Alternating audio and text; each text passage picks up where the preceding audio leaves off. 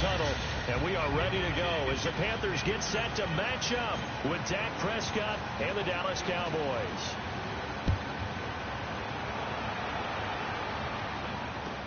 This is taken about 7 yards deep. And no run back here. This will be a touchback, and it comes out to the 25-yard line.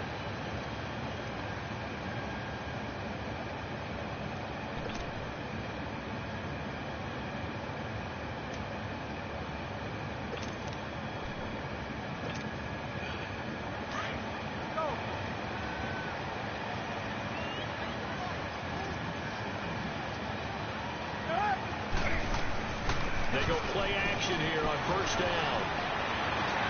This one complete to Devin Funchess.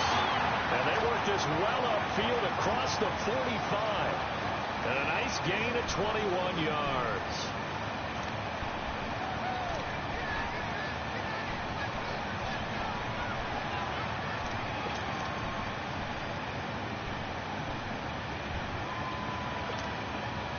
A big hitter to start the drive has him up near midfield here for 1st and 10.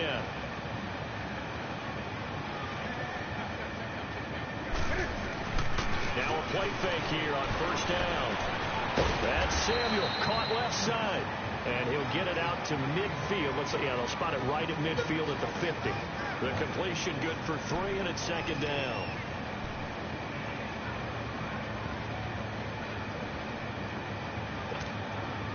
That first down completion only netted him 3. 2nd and 7.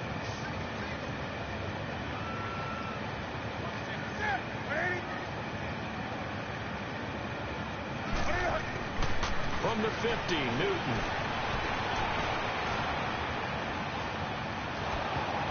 And nearly an interception here on their opening drive. But instead, 3rd down. Didn't have a receiver open downfield, and as it turned out, couldn't even find his outlet man because of the coverage. It was way too tight. Unable to find anyone open.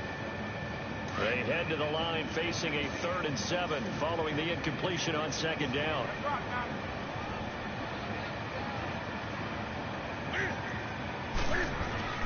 Again, Newton. And he's caught on the sideline, but he's not going to have a first down. They say he was out of bounds. So a big call there that brings up 4th. Not only was the call spot on, how about the execution of that defense right there? The zone was absolutely locked up tight. He was trying to force it in there on 3rd down. But if there's a time to force it, he felt like he needed to make a play, right? Yeah, exactly right. 3rd down, you got to try and find something. There's nothing available there for him. And it appears they'll go for it here on 4th down. A big call on the game's opening drive. They snap it to Newton. And he gets it to Funchess complete. And he goes down, but not before getting us inside the 25. 27 yards, a big play there on 4th.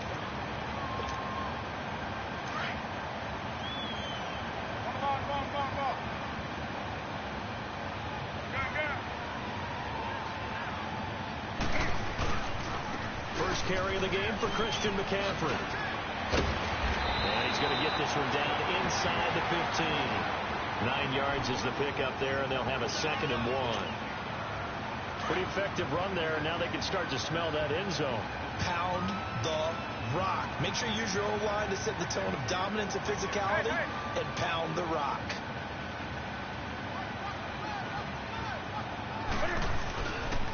On 2nd down, McCaffrey.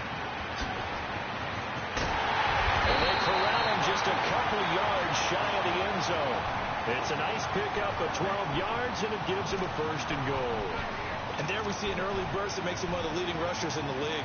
Well, I want you to know, I listened to you yesterday when we were watching film. You said write down the word vision for him. It was on display there, wasn't it? It certainly was, because he allows the blocks to set up in front of him. And if that continues, it could be a long afternoon for those guys trying to play some defense. On the ground, McCaffrey. And he takes it into the end zone for the Panthers touchdown. A great play there. Taking it in from 2 yards out. And the Panthers take it right down and score on the opening drive. Extra point up and good by Catanzaro. And it's It's now a 7-0 game.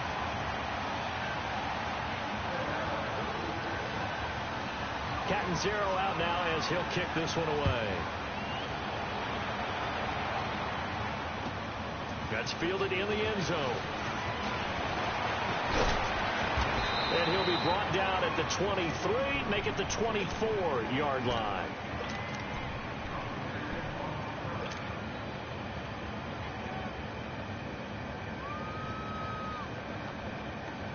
So Prescott and the Cowboys now with a 1st and 10 at their own 24.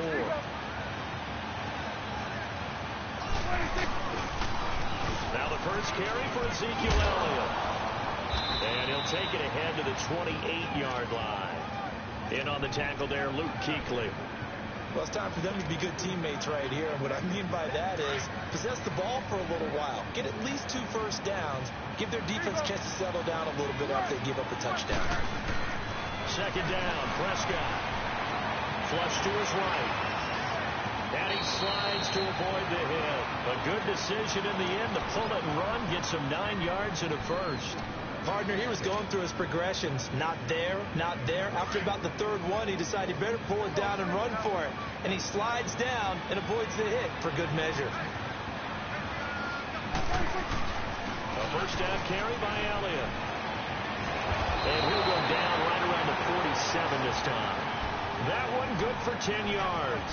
And that'll bring up a 2nd and just about a few inches here.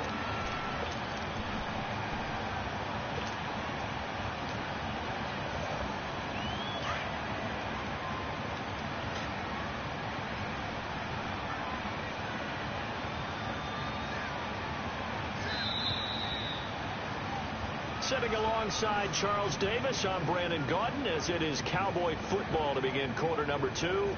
And they'll come up looking to keep this drive moving.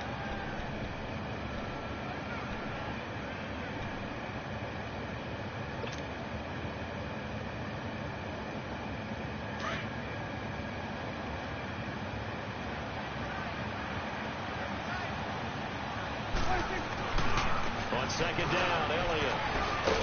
And after the good game last play, this time they say, as he's going to be stopped behind the line of scrimmage. That'll be a loss of a yard, and it leads to a 3rd down.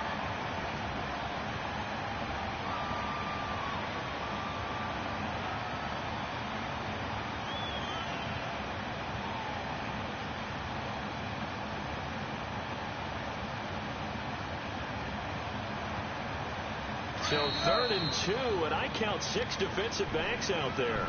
And now we get a timeout called on the defensive side of the ball by the Panthers. They'll have 2 remaining as we step aside here in this 2nd quarter.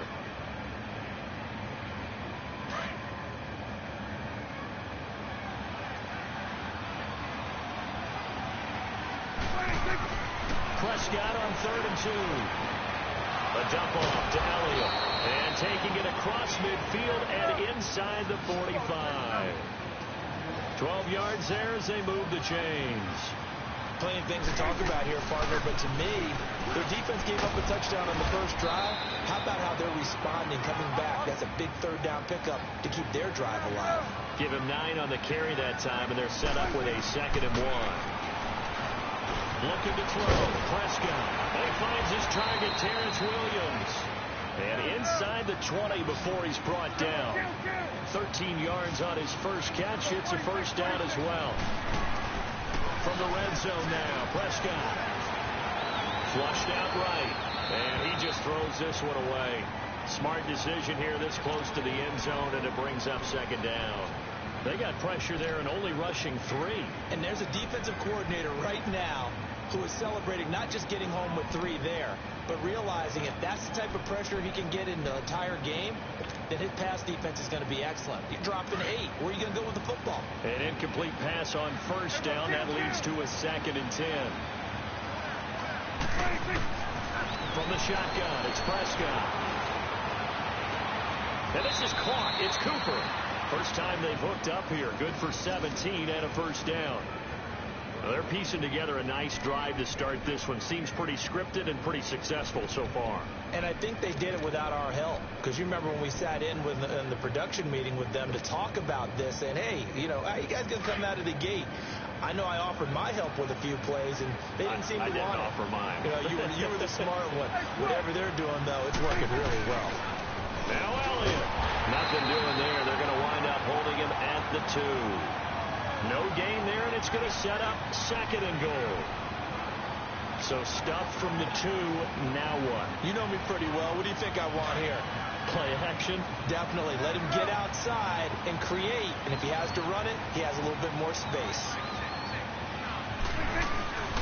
They'll try to run it in with Elliott. And he pushes forward but comes up short of the goal line as he'll get a yard down to about the 1. 2 straight shots on the ground. Now on 3rd, do you go to the air? I think the possibility exists, and if you're doing it, you're probably going play action since you ran it twice. But I often think that 2nd down is the time you go play action and throw the ball. I say commit to the run and think about it being 4-down territory. Now Elliott. And this one will wind up with him losing yardage back to the 4-yard line. And a loss of 3 to bring up 4. And forthcoming, a field goal try for the Cowboys. From the left hash, a chip shot here. And this one is right through. And they are on the board, but still trailing. It's 7-3. Now, that's something of a pick-me-up. The offense certainly has struggled, but they do get the field goal before half to put 3 on the board. Yeah, you don't want to be shut out, but let's face it, those 3 points, that's not going to solve all their problems either. This will be taken to the back of the end zone. And a good return as he'll be stopped just shy of the 30-yard line. 1:59 to go in the first half. Back with more from Charlotte after this. Attention shifting back to Carolina as they come onto the field, and you talked about it earlier. They started 6-2. Everything was looking good. Then 7 losses in a row in 2018. Besides Cam Newton retooling and not maybe running as much, what else needs to happen in Carolina? They have to start with Cam Newton. In a double coverage, and it's intercepted. Picked off Byron Jones. And he's going to take this one back to the 37-yard line. And, Brandon, this is a real nice job defensively of getting inside a quarterback's head and figuring out, okay, where's he going with the football? Because you can make an educated guess defensively, not all the time, but sometimes. And when you're right, you've got a decent chance of coming away with the football. The Dallas Cowboys so good at home this year, 7-1 during the regular season. That helped earn them the NFC East title. So they come home, they beat Seattle. Now, though, they go on the road for a much tougher test. It is indeed a much tougher. And that is caught. Touchdown, Cowboys. Amari Cooper, 37 yards. And the Cowboys are in for 6. Well, that didn't take long. The turnover instantly almost turning into points. And when that happens, a lot of teams have the mentality of let's strike right now. You've got them off balance after the turnover or the takeaway. Let's go get it. And that's exactly what they did. Extra point splits the uprights. And the lead is now 10-7.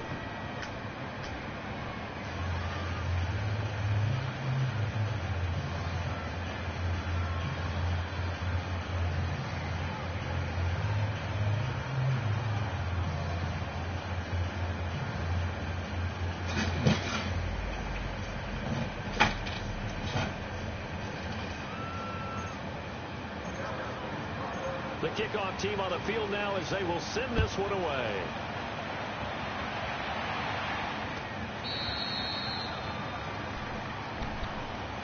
The Panthers offense here, they get ready to head back on the field. A tale of 2 extremes already in this game. A touchdown pass on their opening drive followed by an interception last time out. Now, it sounds like things balance out, right? What's that mythological thing that we do? If you have a candy bar, have a diet soda with it, and it balances it out. And we know that's not really true, right? Because the interception, that sting lingers a little bit longer. Got to come out now and put together some nice plays. He's going to air one out. It's caught inside the 25. And all the way down to the 22-yard line. A big play there for Carolina. 53 yards.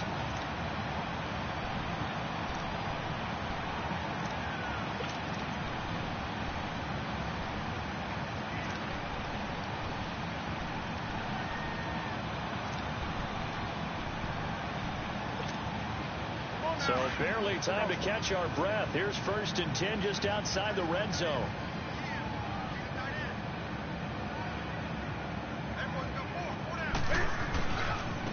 first down. This is McCaffrey. And he's going to fight his way forward here for a modest gain. Jeff Heath, the one to bring him down. Well, if you're a football guy, that's a pretty run because everyone is in sync right there. Obviously, the guy carrying the ball, but how about the people up front? Leverage, athleticism, they created some nice space for him. Now Newton. And he's got it.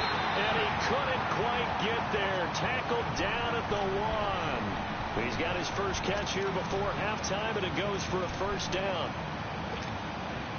So it's first and goal and a great opportunity to get that lead back before the break.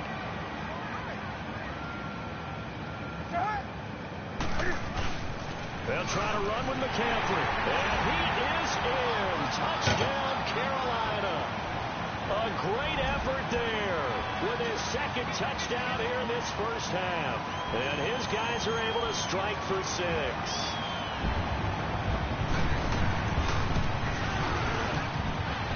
Extra point good by Catanzaro, and the lead is now 14-10. Catanzaro out now as he'll kick this one away.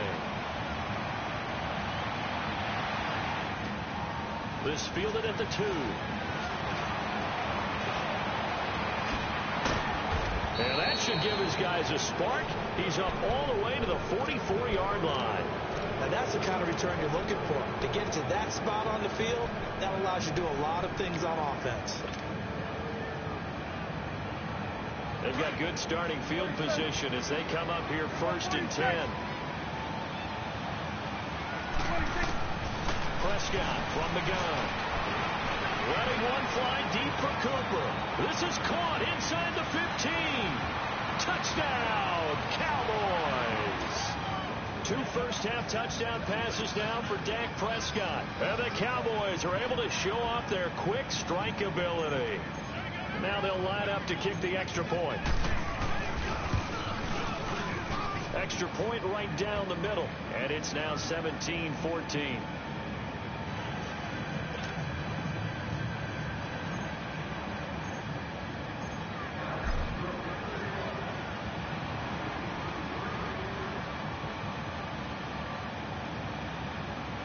Set now to kick this one away, and off it goes. This will be fielded on the back line of the end zone. Here's the Carolina offense as they get ready to take over here. And with time quickly fading here in the second quarter, not sure how aggressively, offensively they want to play this. I think we'll find out just how much they trust their guys in this situation if they decide to take a shot.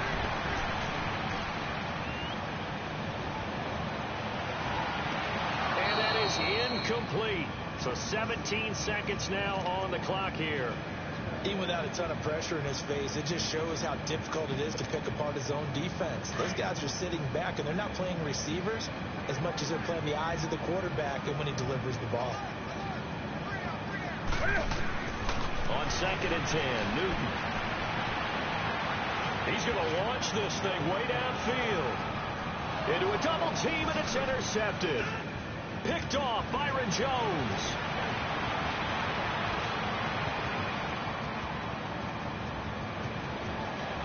And he takes this one back into the end zone, and the Cowboy defense has a touchdown. Now that was a beautiful play. A pick 6. How would you punctuate something like that, partner? What do you mean, with an exclamation mark? Exclamation mark, a big word. What would you do with that? Ampersand? I like it. Point after, right down the middle. That's it for the first half. 2 more quarters to go. We'll have plenty more to see after the break. All right, Coach, thank you, and we welcome everyone back for quarter number 3. Catanzaro out now as he'll kick this one away. That'll be taken in the end zone.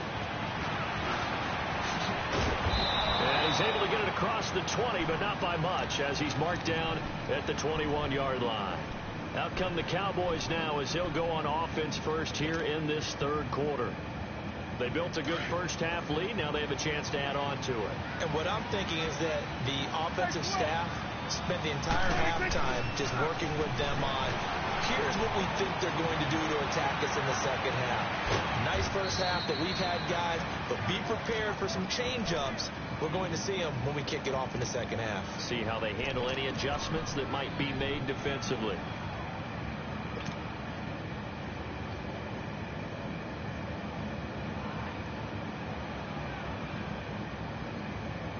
So one play, and they're already just shy of midfield.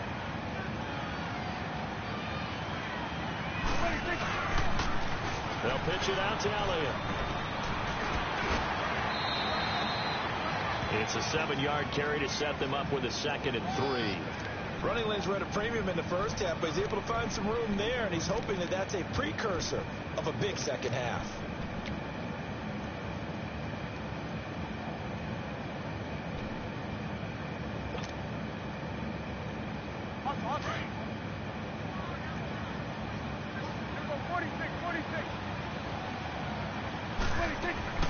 Prescott now on 2nd down. Drops it underneath to Elliott. And he'll be out just a yard or two shy of the 30.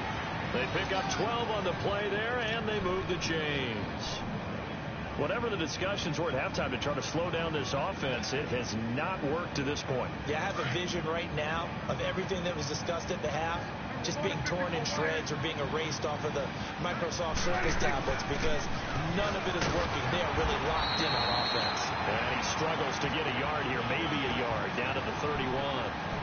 Tough first half for him, unable to put up the numbers he's used to producing. But with a guy like him, you and I both know it just takes a couple of explosive touches for him to make an impact on this game and on the stat sheet as well. Off play action to Elliott. Here's Prescott. They'll roll him out right.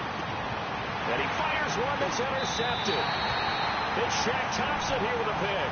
Now that we sit in the postseason, let's talk about some of these awards we've been hitting on all year, Charles. MVP, what do you think?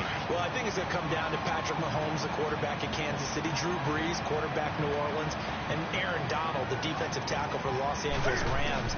I ultimately think that Mahomes wins this award. I think he distanced himself late in the season from Brees. It's hard for a defender to win the MVP. Rookie of the year, Barkley, or does Mayfield have a shot? Personally, I would give it to Barkley because he's been there all 16, but Mayfield made Cleveland relevant, put them in a position where maybe we were even talking about the playoffs, and boy, the excitement level has really ramped up. I would not be surprised at all if he walked away with the award. Lastly, what about Coach of the Year? Does Frank Reich have a shot after starting 1-5 in Indy? He should be in that conversation, shouldn't he? But I think ultimately it comes down to Matt Nagy in Chicago and Anthony Lynn with the Los Angeles Chargers. I think Nagy's going to win it because the Chargers were picked in preseason to actually win their division or contend.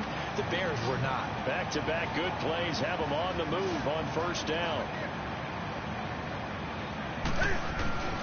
Newton on 1st down. And he's going to be wrapped up and driven down. And plays like that really hurt play calling. They had a really nice gain on the previous play, but gave about half the yardage back on the sack. Excellent pressure up front. Nowhere to go with the football. Down he goes. So now 20 yards to go on 2nd down after the sack. Work to be done. Here's Newton. Under pressure again, and down he goes again. Randy Gregory in there to get him, and this pass rush strong now. That sacks on back-to-back plays. Need something from deep in the bag of tricks here after 1st and 2nd down went backwards. It's 3rd and very long. This is Newton off the play fake to McCaffrey. He'll buy some time right. Wide open receiver complete. A big 3rd down play there for the Panthers. 46 yards. Looked like the defense put pretty good pressure on him, but he's able to flush out to his right to try and evade people. On the run, had to get on his horse. Still accurately throws a nice pass for a 1st down. And we're back now in Charlotte. It's the Panthers in possession of the football, but facing a deficit here as we get to the 4th and final quarter of play.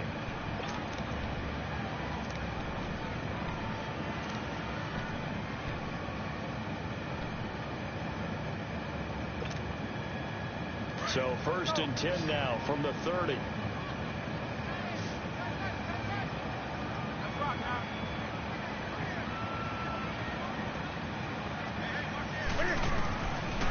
Newton on first down. And caught left side, Olsen. And they'll be inside the 25 now at the 24. A gain of 6 there on first. One thing I think that's safe to say defensively, the tackling's been really good. And because of that, it's been very, very hard for them to move the ball because you're not getting the benefits of run after catch. They tackle them almost on the spot. That means you have to run extra plays, harder to move it. Draw play as Newton gives to McCaffrey. And on this one, he'll get to the 15, right at the 15-yard line. 8 yards on the pickup there, and it moves the sticks. Well, he does it at a high level, doesn't he? Because when I watch him, I think of his vision. Straight ahead, peripheral, also has that sense of where holes are going to be before they actually open. I think that helps set him apart from many of the other backs in the league.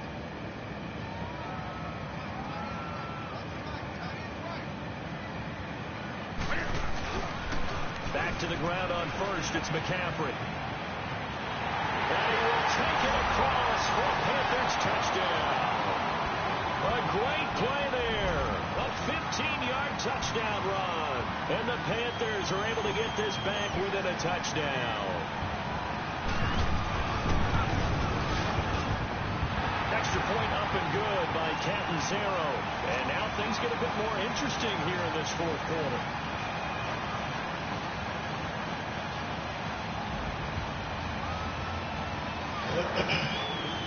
Catanzaro out now as he'll kick this one away.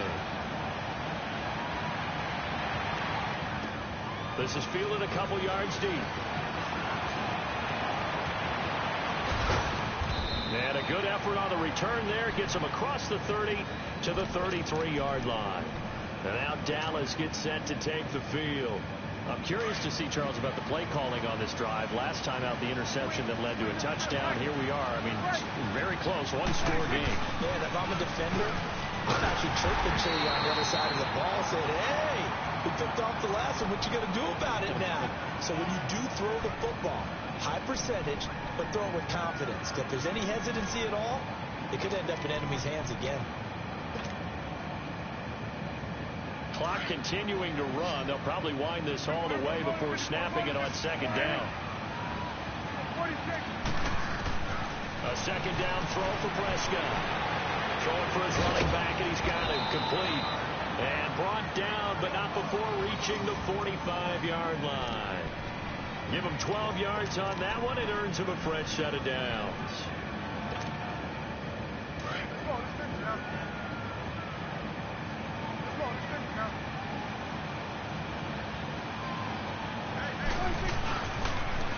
They'll try to sweep with Elliott.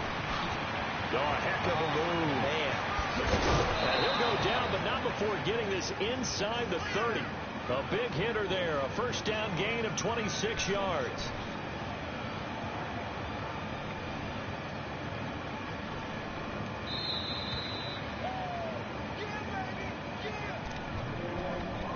Time for a break. We'll come back for the electrifying conclusion after this. Not totally home free yet, but it's looking good as they come up 1st and 10. They keep on the ground with Elliott. And able to push his way forward here for a good little gain. It's a 6-yard pickup, and it gets him to 2nd and 4. But they picked up a little bit of yardage there, and now, in this situation, should be in no hurry to run a play really fast. Let the clock wind down. So they come up on 2nd down. If they can get another run like we just saw, would likely put an end to this thing.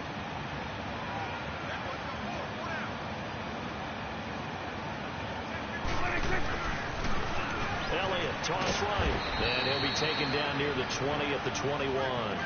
Shaq Thompson on the tackle that time. I know that speed is the hallmark of today's NFL game, but the key to good rushing defense is still having your linebackers set the edge.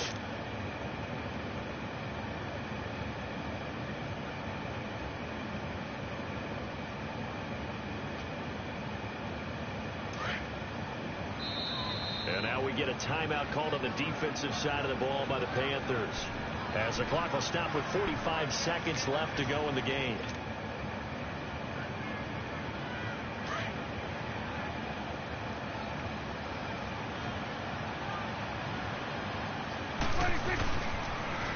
try and run for it with Elliott. No gain there on the play, and that's going to leave them with a 4th down. The Panthers are going to take another timeout, as they'll stop it with just over 40 seconds to go in the game. So now one of the biggest kicks of the night is forthcoming. He connected on his first. This time it's 39 yards away. And his kick is indeed good, and that will double their lead as it's up to 6.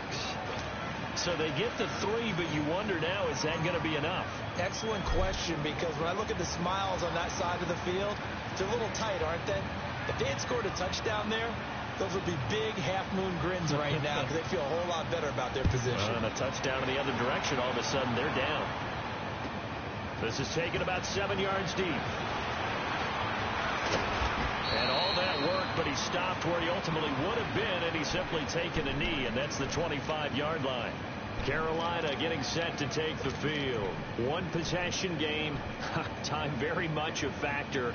How does the offense handle this situation? Well, in a lot of cases, they should be somewhat relaxed. And I know that's counterintuitive because this is a pressure situation. But this is Friday practice every week of the season. You go over this situation, having to go downfield, limited timeouts.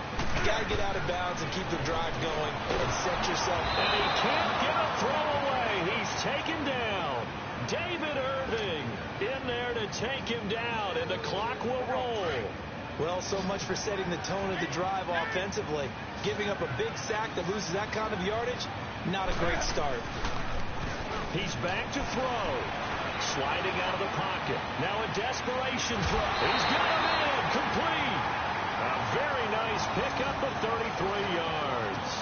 Working the sideline there. Good route, good catch. First down, and he gets out of bounds. You have to like the play call because you have to run some guys down the middle of the field to draw some of the defenders away. They can't just let them guard the sideline exclusively.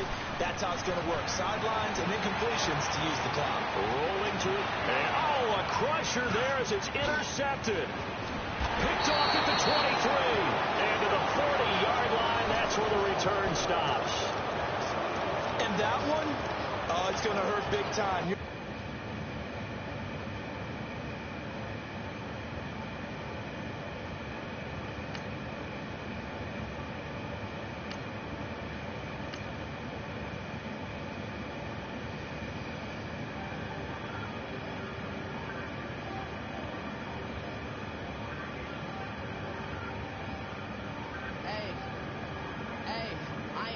Under pressure, I ain't switching for no. I ain't talking to no cop and I ain't telling on my bros. Ain't no but don't push me, fingers itching on that. Plotting on my come up, gotta watch stay at my nose. Long nights just to hit the studio. Now me and steak and shrimp. I ain't eating sloppy Joe. Looking to the mirror, flexing now it in his flow. Bust off like a welcome to the rodeo. Shorty one me cousin wearing gold. I came up and made it happen. Now it's by the stove. Big beside this cases. What? Do me dirty, I'ma find you lay out on the floor. 19 with a I got rich by myself. Rather do this alone. I wasn't asking for no help. They keep asking how I'm winning with the card that I was dealt. Boy, I work hard for the C and I ain't buckling my belt. Call my brother on the phone. He said, Broski, you a star. I said, brother, hold it down so we'll all be living large. And it's crazy how last year was on my garage. Now I'm in a good position for this life can sabotage. I ain't folding under pressure. I ain't switching for no. I ain't talking to no cop and I ain't telling on my bros. Ain't no but don't push me, fingers itching on that.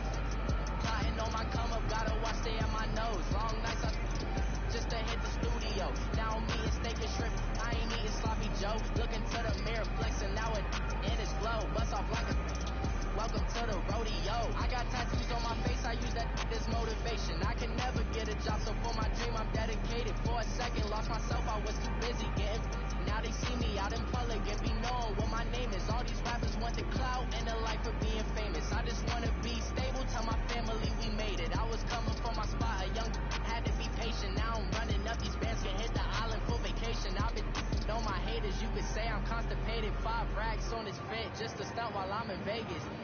On my body, shout out to my Caleb Young. Got the cake up, now data. I ain't folding under pressure, I ain't switching for no. I ain't talking to no cop and I ain't telling on my bros. Ain't no but don't push me, fingers itching on that. Plotting on my come up, gotta watch stay at my nose. Long nights just to hit the studio. Now I'm eating steak and shrimp. I ain't eating sloppy Joe. Looking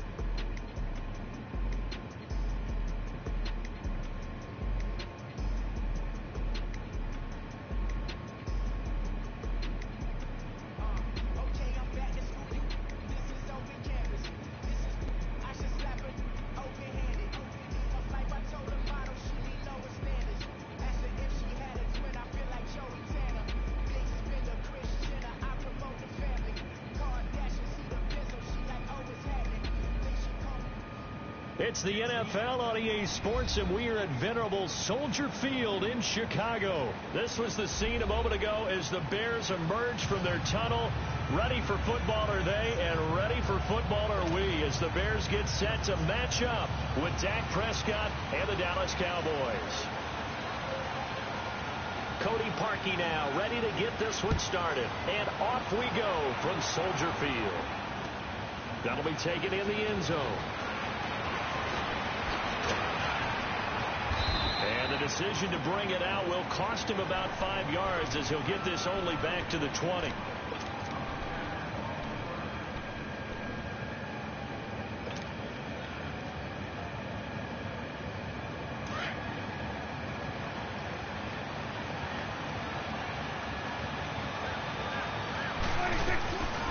Here's the first carry for Ezekiel Elliott.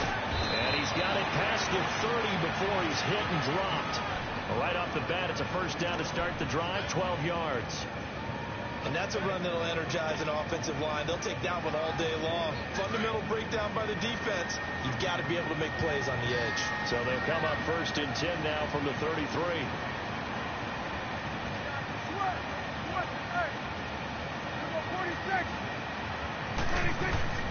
First down, Prescott. Cooper fast with the feet. It's caught. Cooper. A good pickup there. 8 yards on the first down completion. Nothing fancy on first down, but a very consistent type of a play. Hit that slant.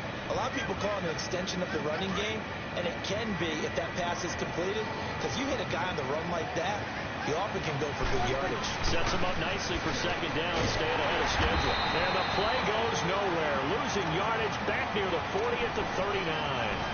It'll go as a loss of a yard, and it'll set up third down.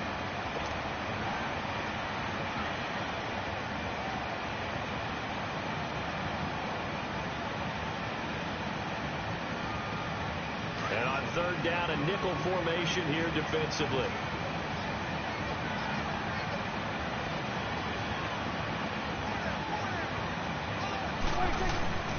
Out of the gun. Here's Prescott. Dancing to his left. He may try and run for this. Maybe not exactly what they had in mind, but that scramble good for 6 and a first down.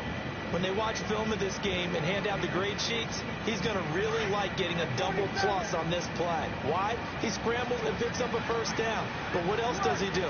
Protects himself by sliding and avoiding the big hit. Double plus, big time play.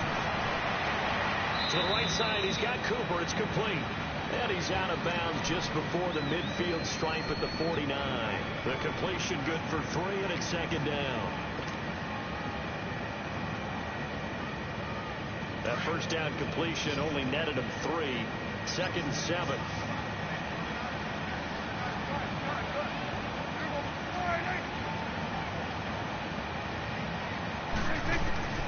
Here's Prescott. Got an open man. It's Michael Gallup. And they'll wind up getting this one all the way down inside the 20. A very nice pickup of 33 yards. This drive, it's been a good mix. 3 passing plays, 3 runs, hitting on all 3 of those passes, and the last one putting him in the red zone. So wouldn't you think play action right here? Because you've got the ability and had the ability to run it and throw it.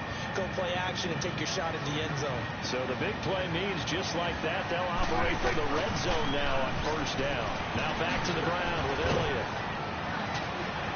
And he is into the end zone for a Cowboy touchdown. Ezekiel Elliott scampering home from 19 yards out. And the Cowboys take it all the way down the field and score on the opening drive. Now for the point after.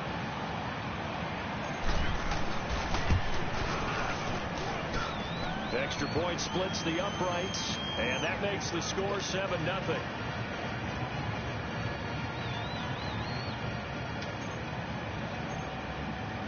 Out is the kickoff unit as they run up and send this one away. And a fair catch signaled for and taken successfully.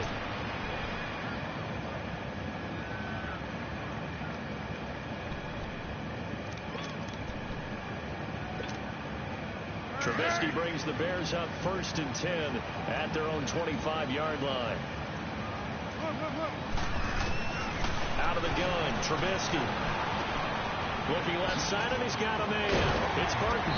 And they get him down, but not before he takes it across the 40-yard line. Successful start to the drive, 17 yards. It moves the sticks.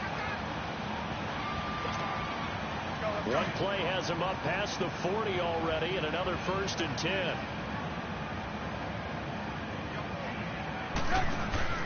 Now a play fake here on 1st down.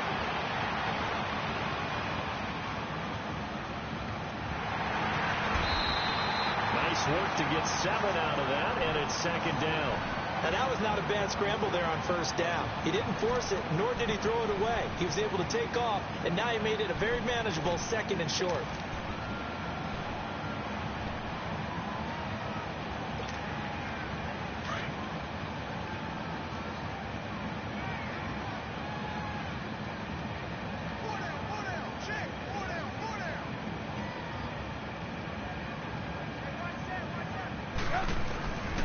Trubisky to throw on 2nd. And it's incomplete. Took a shot, couldn't connect. Trey Burton, the one he was looking for. And it's 3rd and short. Oh, boy, partner, did that just happen? I've got my hand over my eyes right now because, like him, it's going to haunt my dreams, too. He was wide open. How did he overthrow him there? Defensively, just very lucky. You know that they got away with one there.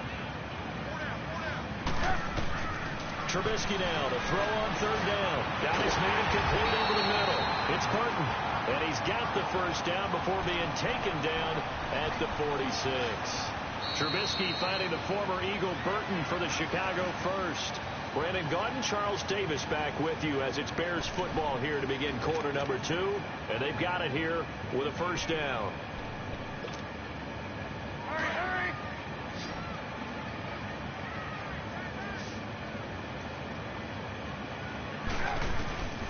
From the shotgun is Trubisky. They'll leave it for Cohen, complete. And he'll go down shy of the 40 at the 41.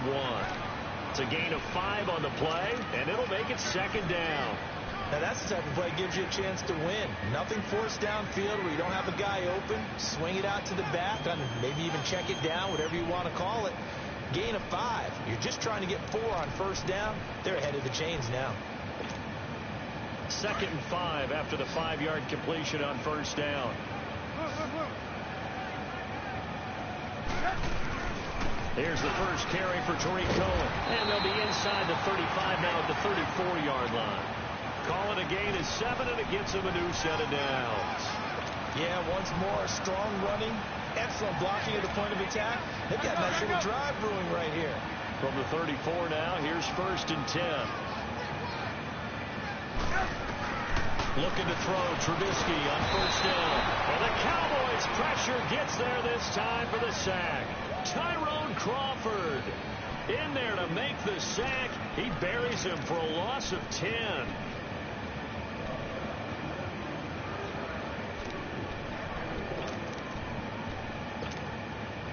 And the job becomes twice as difficult now. After the sack, it's 2nd and 20.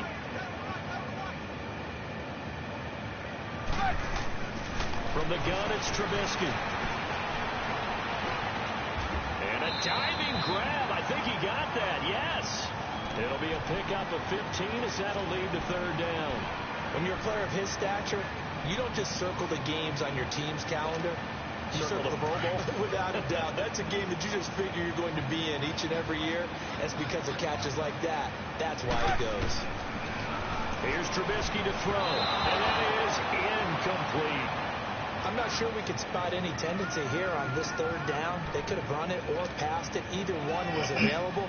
They chose to try and get it through the air, but they were unsuccessful.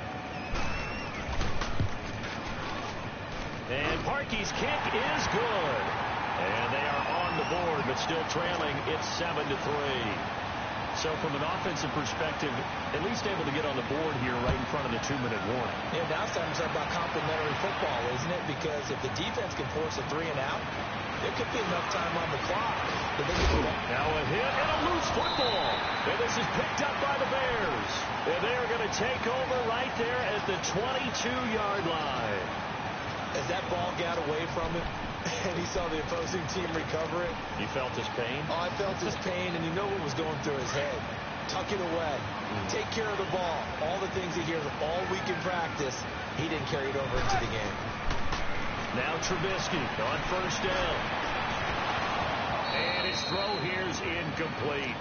Seems like this defense, especially the secondary, has really been contesting about every throw in this first half. Remind me of a good half-court defensive basketball team. Every time a pass is thrown, they're right there in good defensive position, able to affect the play. They'll run it now out of the gun. And he'll at least get him inside the red zone here, down to about the 19. Tackle there by Leighton Vander Esch. Pretty good little two-play sequence there. You force the incompletion, then a very short pickup. Yeah, now maybe you bring in an extra defensive back or two because you want to try and defend on third down. They like to play those nickel or sub packages, don't they?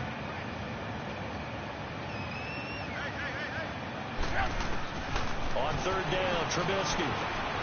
Throw left side complete. That's Burton. And they'll bring him down at the 13-yard line. 2 minutes remain here in the first half.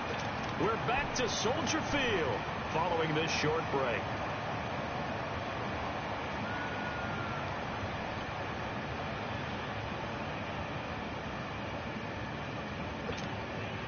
And no signs of the field goal unit. They're going for it on fourth down.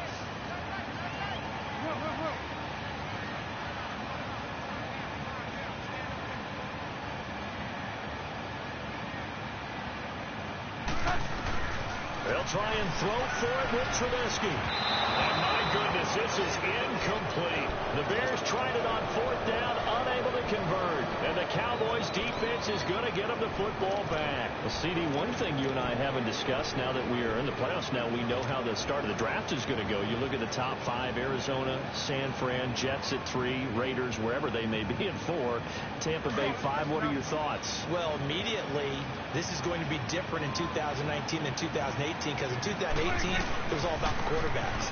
I don't think that's going to be the case. You just mentioned the top 5. You can make a legitimate case that in the top 5, none of those teams are in the market to select a quarterback. So now, who is? I think you got to get to number 6 with the New York Giants. That's where the quarterback market begins.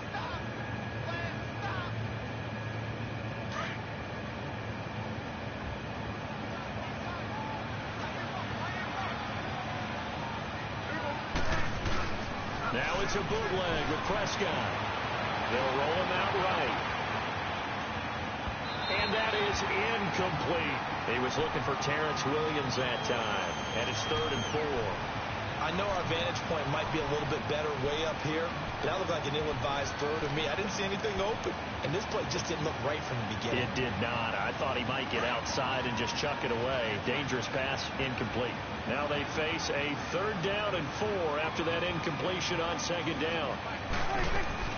From the shotgun, it's Prescott. A dump off to Elliott. And he's going to get this one across the 30-yard line. And they'll get 14 yards out of it and a fresh set of downs. And we see another pitch and catch there to the running back. This position just continues to evolve. They become just as critical to the passing attack as a lot of receivers, tight ends, because their ability to make people miss in the open field can really generate big plays for an offense.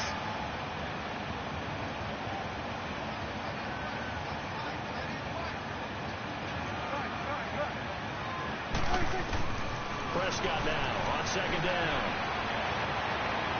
And he whips that one incomplete there. Amari Cooper, his intended receiver, and it's 3rd down.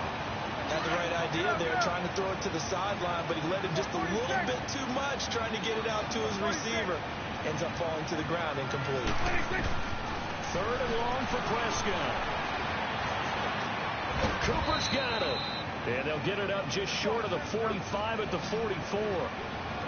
Needed 13, they got 14 on 3rd down. They'll run it now out of the gun. And he'll take this one across the 45 up to about the 46-yard line. Now before this 2nd down play, we'll get whistles and a timeout, as the clock will stop with 33 seconds to go in the first half.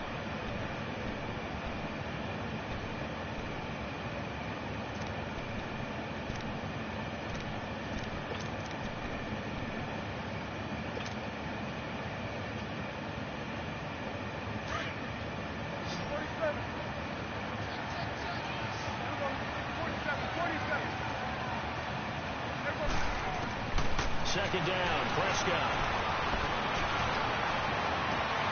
It's caught inside the 25. And he's going to get this one down to the edge of the red zone. An excellent pickup of 34 yards. We just saw him hit a big play there on a deep post.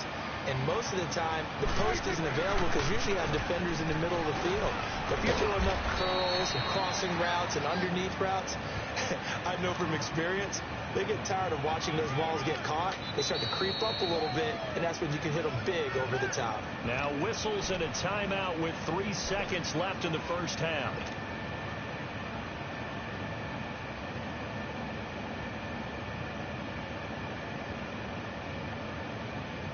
So 3 seconds here remain in the half. On is the field goal unit to see about getting 3 points.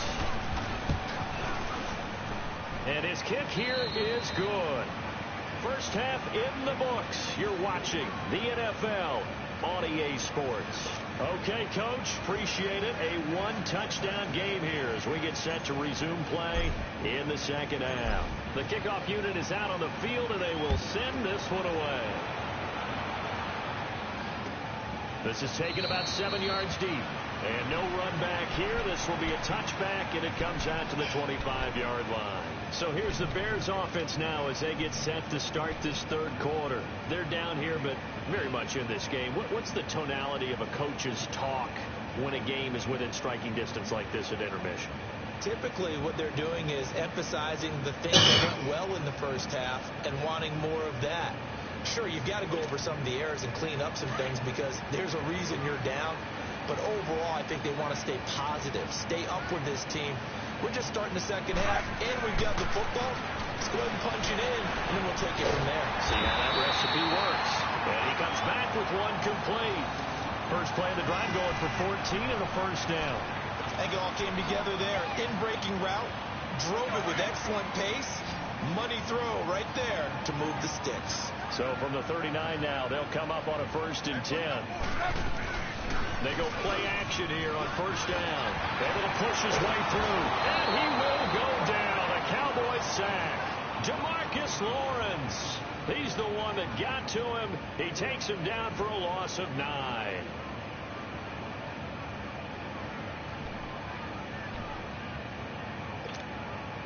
And they need to work to at least get some of this yardage back after the sack. 2nd and 19.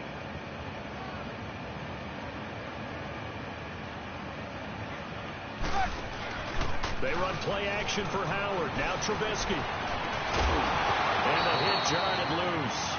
It's incomplete. We've seen good cover skills on display throughout this game, really from both teams. And there's another nice example there of them making it difficult to complete a pass. The Bears on 3rd down. Just 1 for 3 thus far. This will be 3rd and 19. Now it's Trubisky.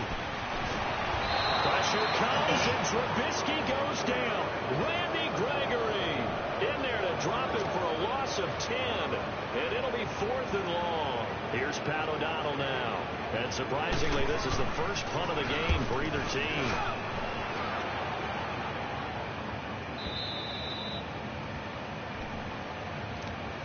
The Cowboys offense now, they head out for their first possession of the second half. They have the lead here. Well, we talk a lot about pregame speeches. What are halftime speeches like? For the most part, not nearly as emotional. They're a lot more clinical. Every now and then, they'll get after you if they think they need to light a fire. But in this case, let's go into the virtual locker room because here's what I think happened. They got in there and they said, listen, let's take control right away. Defense, we got the lead. Defense, don't give up any points. Turn the ball back over to the offense and let them go down and score and give us more of a cushion in the game. Check so far. Defense shut them down. Let's see if the offense gets done.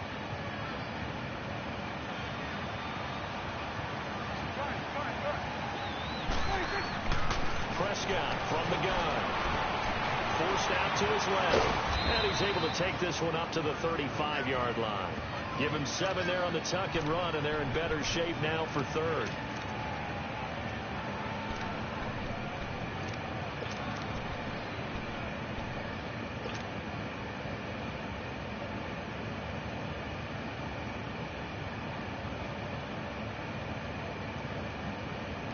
The Cowboys on third down. A perfect 3 for 3 as they look to keep that streak going. Here it's 3rd and 3. Toss left to Elliott. Call it no gain there, and it leads to a 4th down. I know the scouting report on him is that he doesn't possess the eye discipline to be an elite linebacker. What that means is his ability to read, react, and make a play. But on that one, he looked like one of those guys. The offense is not leaving the field. They're going to stay out and go for it on 4th and 3. They're indeed going for it. It's Prescott. He's going to have his running back. It's complete. And he gets this one to midfield before he's brought down. How about them biting off 15 yards there on the 4th down attempt and keeping the drive alive?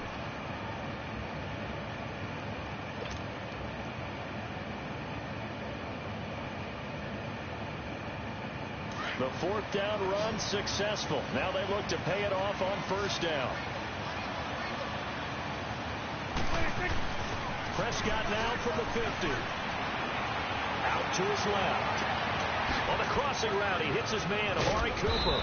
And all the way inside the 15 before they drop it. They give him a gain of 37. On any given pass play, you never know exactly where your exit points are going to be. On this play, he was flushed to his left, still on the run, able to accurately throw the football for a nice 1st down. So how about this for field position after the big play? Inside the 15 now as they come up on 1st and 10. 10th carry now for Elliott.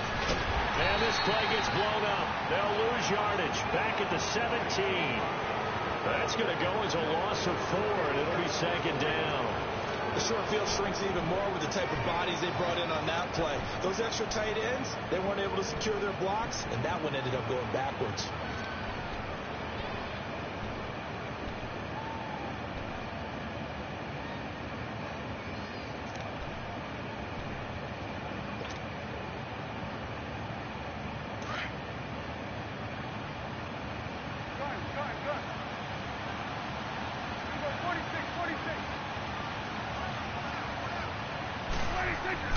A 2nd down throw for Prescott. And he'll go down. The Bears get there for the sack. Eddie Goldman busting through to get him for a loss of 6. Well, no, it takes a start to have a good drive. Quite like a big loss on a sack, does it? Now they're looking at a 3rd and long, and suddenly the momentum shifted to the other side of the football. And old Mo is a very, very fickle man. And now maybe they want some extra time to talk about this 3rd and long play as we'll get a timeout. It's just their first. They'll be down to 2 remaining as we step aside here in the 4th quarter. Need something from deep in the bag of tricks here after 1st and 2nd down went backwards. It's 3rd and very long.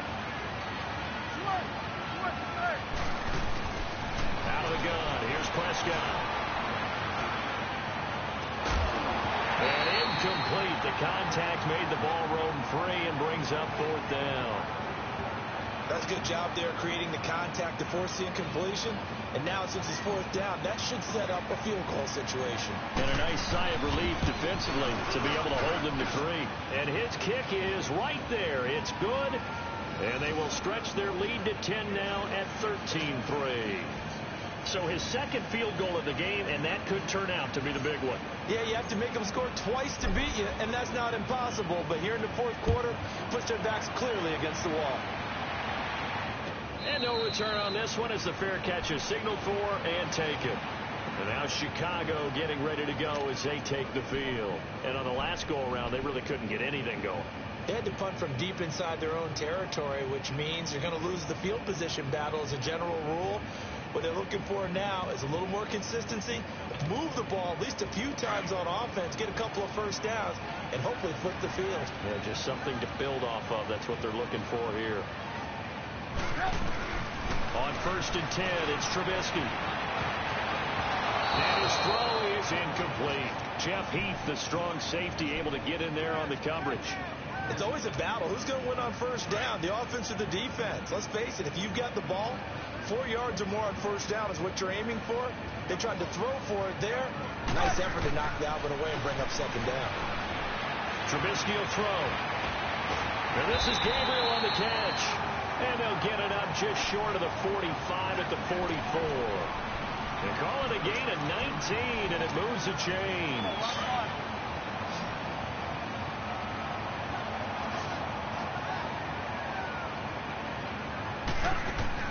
Now a play fake here on first down.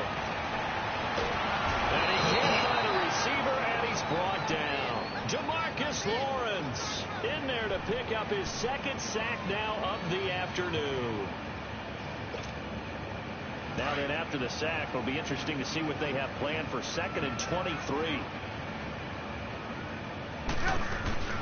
Play action. Now Trubisky rolling to his left. And incomplete on the deep ball.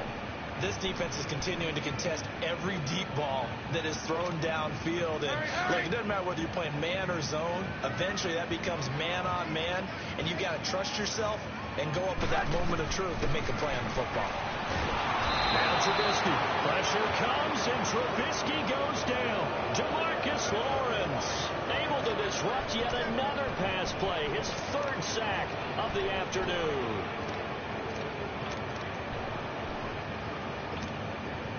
All right, they're going to try and keep hope alive here on 4th down. They're going for it. Got to try it here. He's back to throw. Going up top for Miller. And that is incomplete. The Bears tried it on 4th down, unable to convert. And Dallas, they'll take over in terrific field position.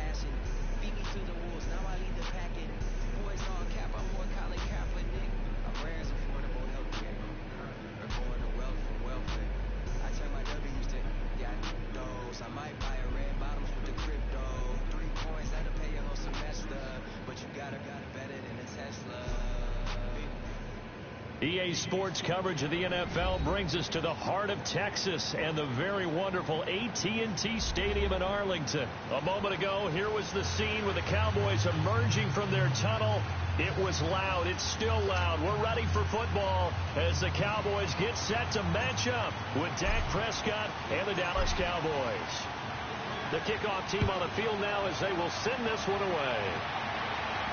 This will be fielded on the back line of the end zone.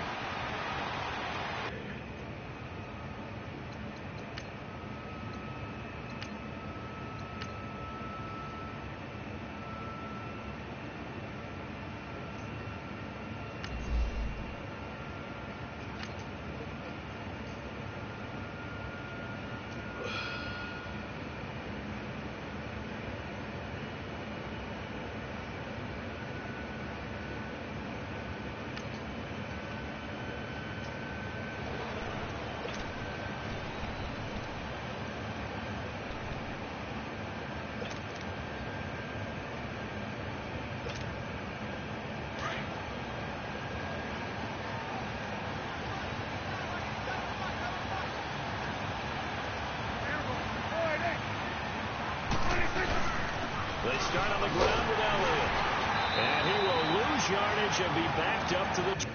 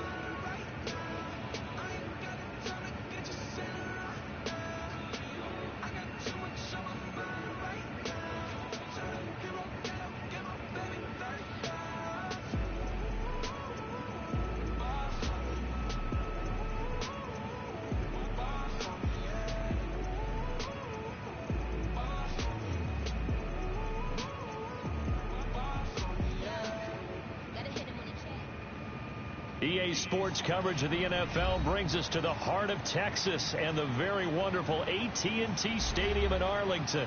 Obviously, they do everything big here in Dallas, and the introduction to the Cowboys, no exception. They're set for football in Big D as their guys will do battle with the Los Angeles Rams. Set now to kick this one away, and off it goes. This is fielded at the goal line. They'll bring it back to just about the 25. Call it the 24-yard line.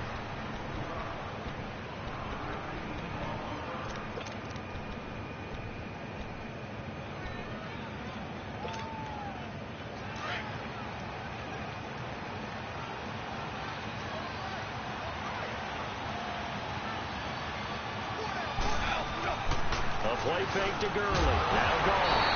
And the Cowboys pressure gets there this time for the sack. Sean Lee able to drop him for a loss of 4. 2nd and 14 as they've got work to do here after the sack.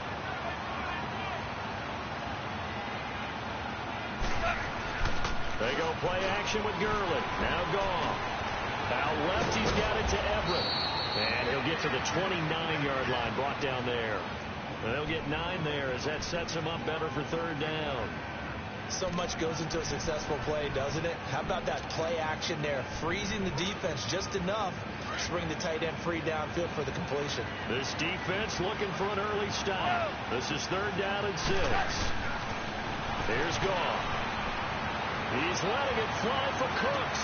Into double coverage, and it's intercepted. Picked off by Aaron Jones. And they will set up shop at their own 41-yard line. Certainly not how they envisioned ending their opening drive here in the first quarter. Too many ones in this play. First quarter, first drive, first interception thrown. And that last one, that hurts. They'll start the drive with Elliott. And he will be brought down at about the 43 that time. The tackle there by Mark Barron. Well, we saw him there trying to get it to the outside, trying to get to the perimeter, but not a whole lot of room there. But there's got to be one positive to that. If you keep moving laterally, creases tend to develop as the game moves on, and they can run it back inside later.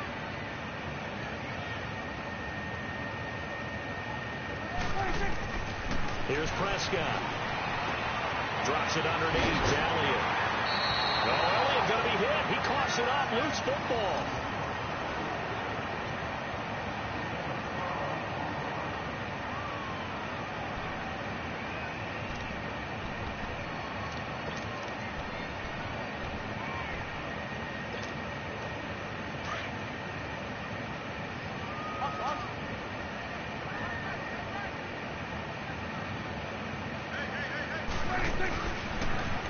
Now they'll run it on the toss. And he's got this down to the 35. They get 10 more there, and I believe that'll be enough for another first down. It will. Well, one unit I know you want to watch is that offensive line. If they keep clearing holes like that, it could be a long night defensively.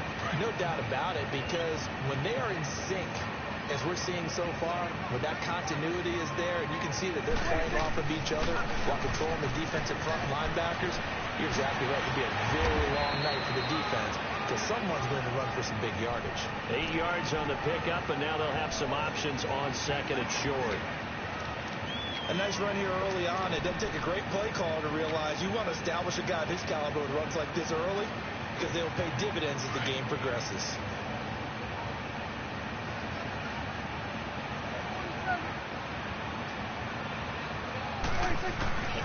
Prescott steps away to his left. And he will score. Touchdown, Cowboys. Dak Prescott, 26 yards. And the Cowboys have taken the early lead. And maybe the defense got so caught up in him throwing the football, they forgot he can take off, too. And you often hear about the quarterback being the unaccounted for guy as a runner. Well, even on a passing play, he's unaccounted for as a runner, and he turned it into a nice game. A very nice.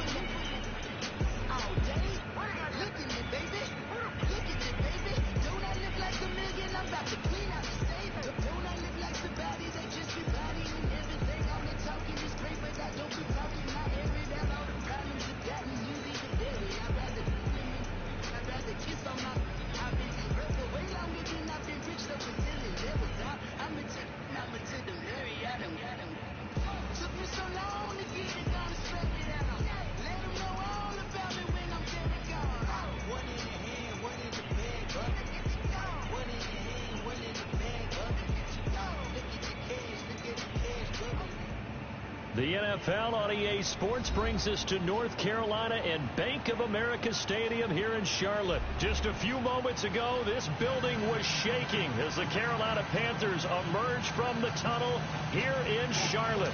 They are ready to go as the Panthers are set to match up with the Dallas Cowboys. Here's Chandler Catanzaro ready to get this one started. And off we go from uptown Charlotte. That's fielded in the end zone.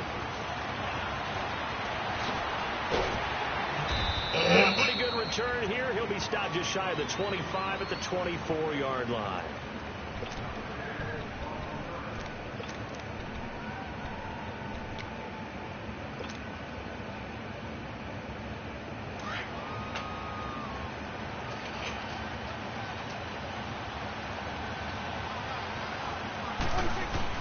On 1st and 10, Prescott finding his safety valve here. That's complete. And he's able to get out to the 32, brought down there. It's a gain of 9 yards. And it'll be second and about a yard. They'll run it now out of the gun. And he'll be brought down right around the 37. And 5 yards on the play there as the drive will continue. A quick burst there, and he nicely bit off a pretty decent gain.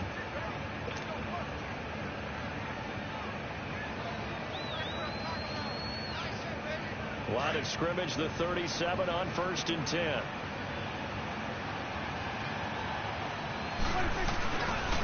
Right back to him on 1st down. Finding some room at midfield. Give him 17 yards that time as that'll move the chains. A couple of nice carries back-to-back here, establishing the ground game a bit. Yeah, these aren't bare-bones runs now. I mean, they're getting substantial yardage, the kind of yards you're looking for, right? Let's go ahead and use a cliche. Stay ahead of the chains, right? 5 or more yards each time, that's what you're looking for in setting a tone and getting your offensive line going. Good sign on the opening drive. So from Panther territory now, it's 1st and 10 at the 46. They'll run it now out of the gun. And he's going to get this one down near the 45-yard line. Tackle made by Thomas Davis. Well, we saw him there trying to get it to the outside, trying to get to the perimeter, but not a whole lot of room there. But there's got to be one positive to that. If you keep moving laterally, creases tend to develop as the game moves on, and they can run it back inside later.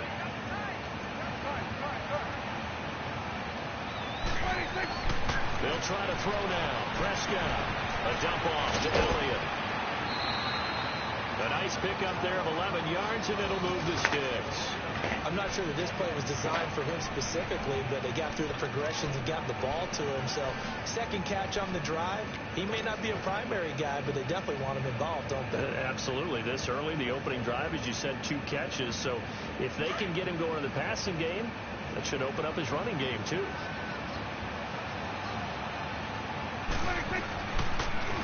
Now they'll run it on the toss. And he stopped immediately there. Officially no gain on the play, and it's 2nd down.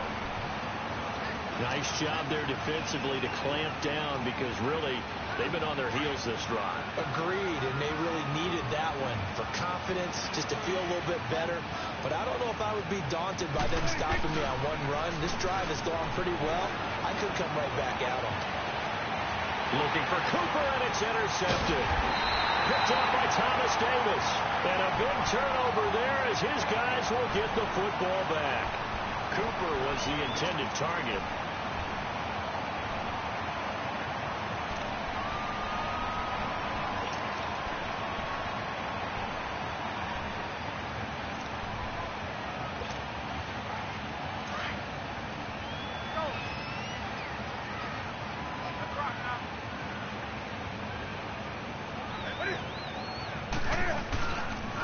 First carry for Christian McCaffrey. And he's going to be taken down shy of the 5-yard line.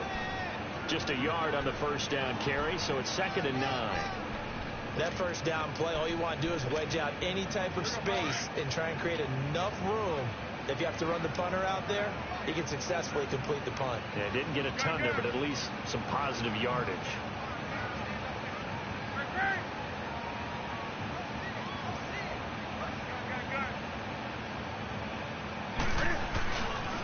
McCaffrey on the counter. And not much there as he gets it up to about the 5-yard line. Just a gain of a yard there, and now it'll be 3rd down. Well, we just saw a great example of what we talked about with his coach prior to the game. He's definitely one of the better linebackers at reading a play and flowing to make the stop before it turns into something big. Facing the prospect of a punt from their own end zone, they need some cushion. Let's see what they can do on 3rd down. 20. From the gun, here's Newton. Looking deep down, and got his man complete. And they're going to get get this beyond the 40 before he's taken down. That goes as a gain of 36 on third down. Just like that, out of danger and up past the 40 now for 1st and 10. On 1st down, it's Newton. And he will find the open man. It's DJ Moore. And taking it across midfield and inside the 45. 17 more yards on that one as they keep the drive rolling. So from Cowboy territory now, here's 1st and 10 at the 42-yard line. With my good friend Charles Davis, Brandon Gaudin with you. It's the Panthers in possession of the football as we begin quarter number 2. And they're on the move here. They've got it 1st and 10.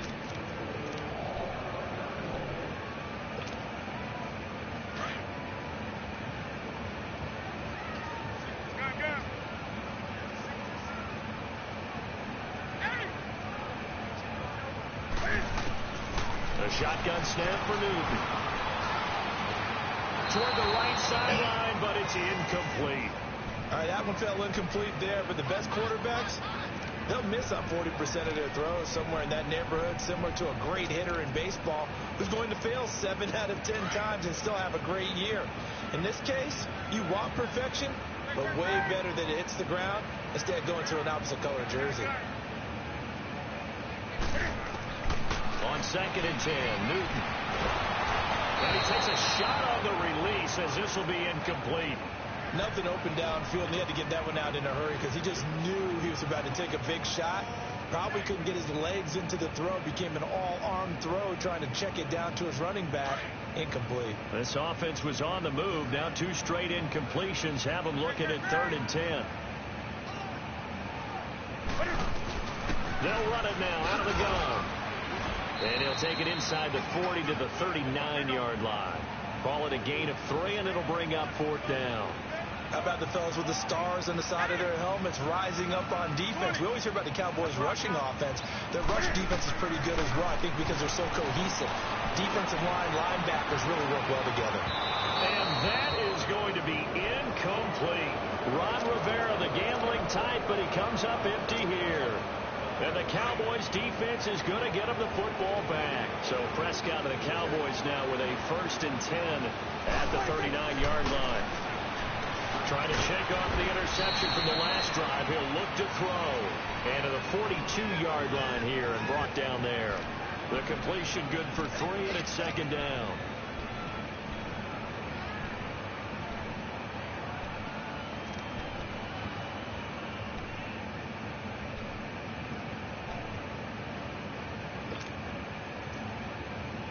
That 1st down completion only netted him 3. 2nd and 7.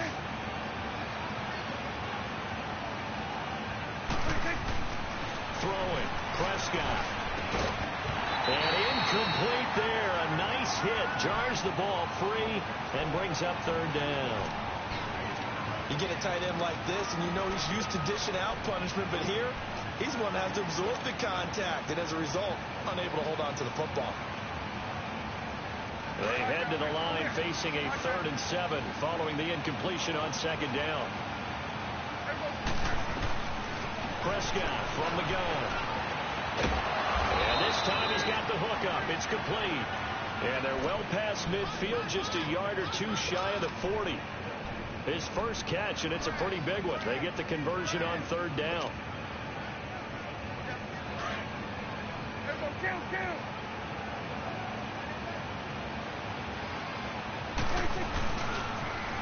Now they'll run it on the toss. And he'll take it inside the 40 to the 39-yard line. 3 yards on the pickup there, and it'll be 2nd down. One thing to keep in mind, partner, especially in the second half, when you've got a running back of this size and these dimensions, I can just tell you, attrition does set in for a defense because you're excited about hitting him in the first half. Maybe not so much in the second half, and some of these shorter gains turn into bigger runs later. And he only manages a couple here down to about the 38-yard line. Sometimes you're aligned perfectly and the play comes to you, and sometimes you got to cover some ground to go make the play, as we just saw there. We saw a great example of perseverance right there on that play. Got to be careful. They might want to throw one over his head as this game progresses. Foul trouble, 2 minutes remain in a scoreless first half. Back with more from Charlotte after this.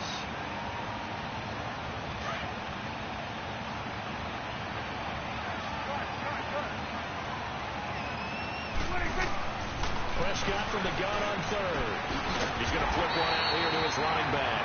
And he'll get it down on the play to the 37. Call it a 1-yard gain on the play. And that's going to make it 4th down.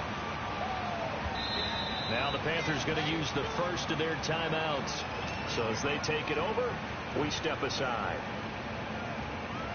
And forthcoming, a field goal try for the Cowboys. This from 54 yards away.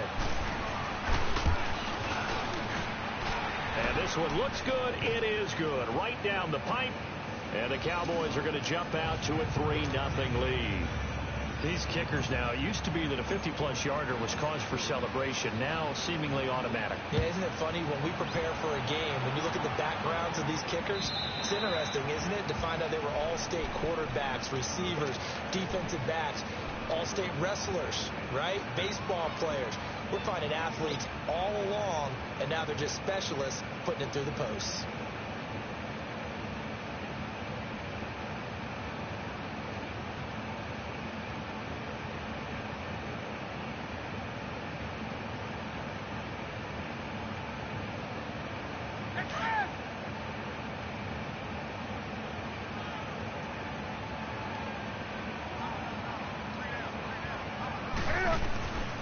First and 10, Newton. And it's a short one here, complete to the tight end. And he'll be brought down right at the 30 here. 5 yards on the catch there, brings up 2nd down. Brandon, perfect defense in this situation would have meant that there was an incompletion. They would have picked it off. Okay, so they gave up the completion.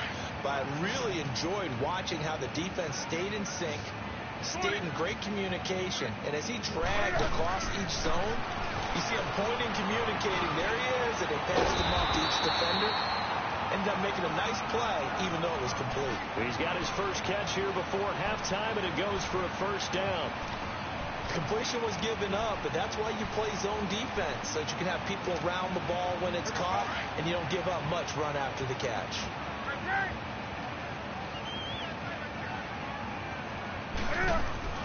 They go play action here on 1st down. He'll buy some time right.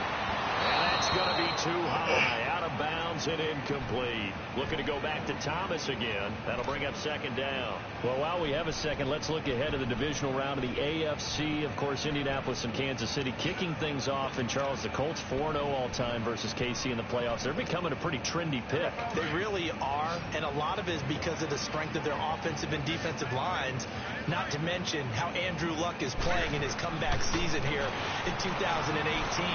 But Kansas City, the #1 seed. And he's got it. What a catch on the sideline. They give him a gain of 37. We often, with Cam Newton, talk a lot about his legs. Don't forget about that arm. He can throw it on a rope.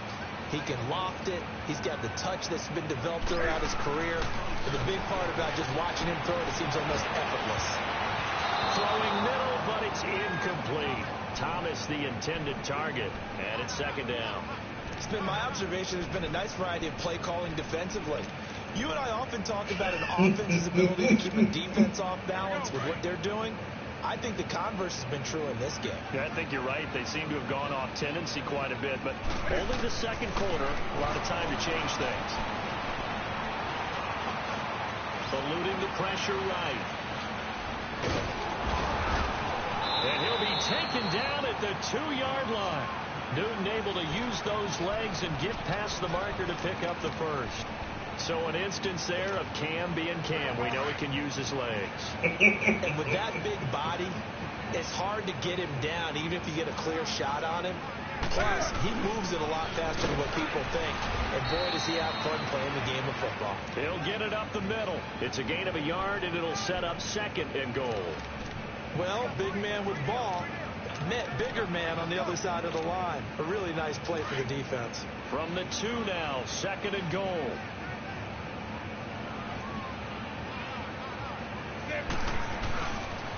They'll give it to him up the middle. And he is met quickly in the backfield. Down he goes, folded like a lawn chair.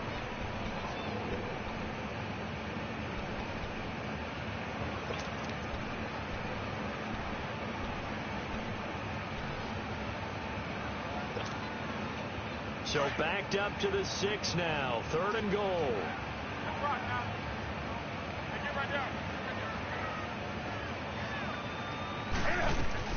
This is Newton off the play fake to McCaffrey. Sliding out of the pocket. Under pressure now, and he's going to go down. Sacked back around the 8. And with just 4 seconds left in this first half, a timeout call.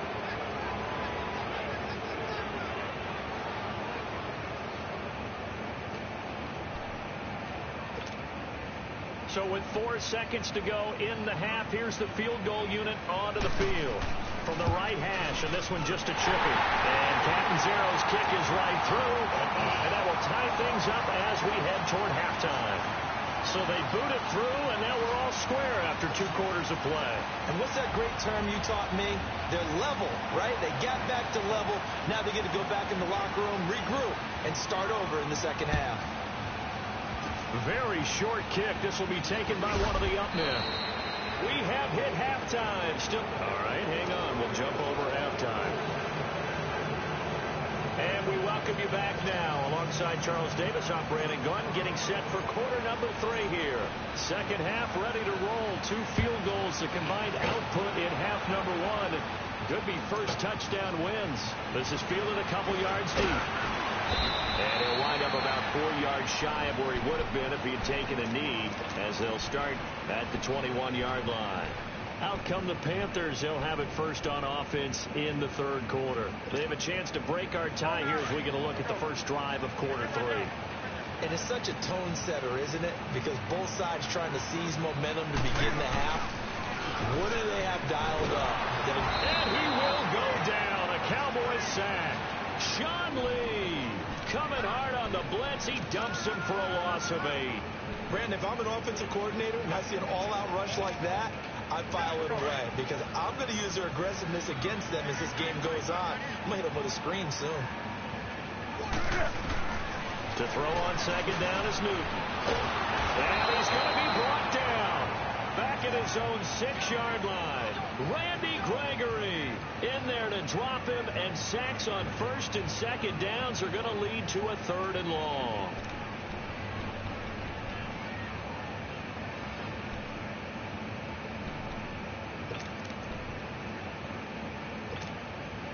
After the sack, they'll come up now 3rd and long. Yeah, I wouldn't be surprised to see them run the ball here just to try and get some space.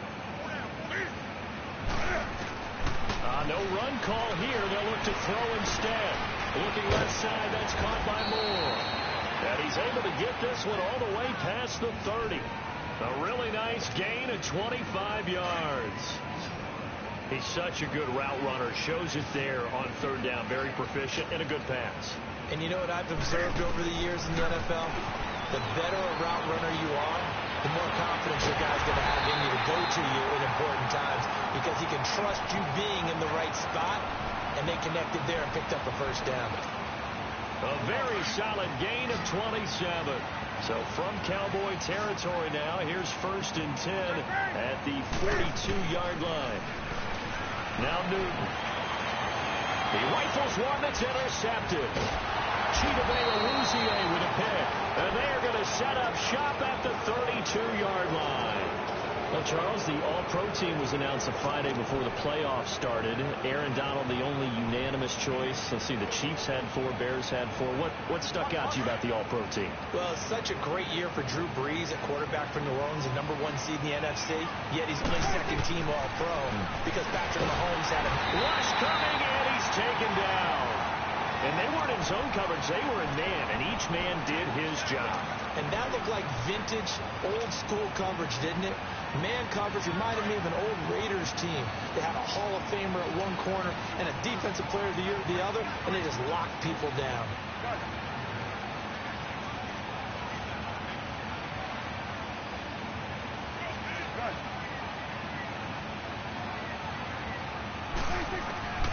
A 2nd down throw for Prescott.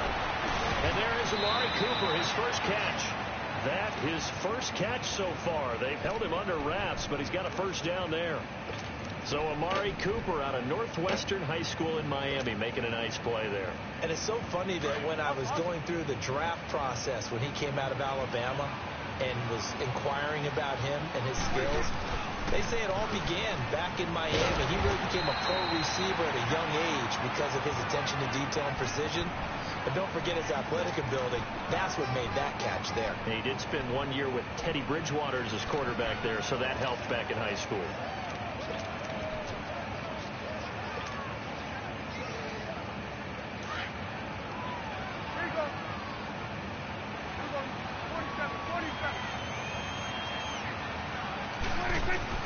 Second down, Prescott. And that one got tipped, kind of threw everything off. It brings up third. But pretty good coverage there, and both of these defenses, they've had good coverage throughout this one. No doubt about it, and in today's NFL, where we're used to a bit more scoring, this feels almost like a well-pitched game in baseball on both sides, where the tension continues to build. Who's going to make the big play? And taking it across midfield and inside the 45. First time they've looked his way in this game. He comes through picking up the first. Still in search of their first touchdown of the game, but they're on the move. 1st and 10.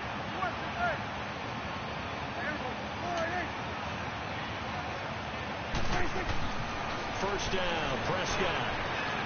Completes it right side to Cooper. And he's taken down inside the 30. Back-to-back nice gains. That one for 14 yards and another first. It's funny when I go back to our pregame meeting with Amari Cooper, and we mentioned, what if they play man coverage against you? He almost seemed offended by it, didn't he? I'll beat it. That's basically what he said, right? I mean, the best receivers we've ever talked to and covered, when you talk about covering them with one guy, they think that's a personal affront. If they feel like if they can't just beat one defender, then they're not very good.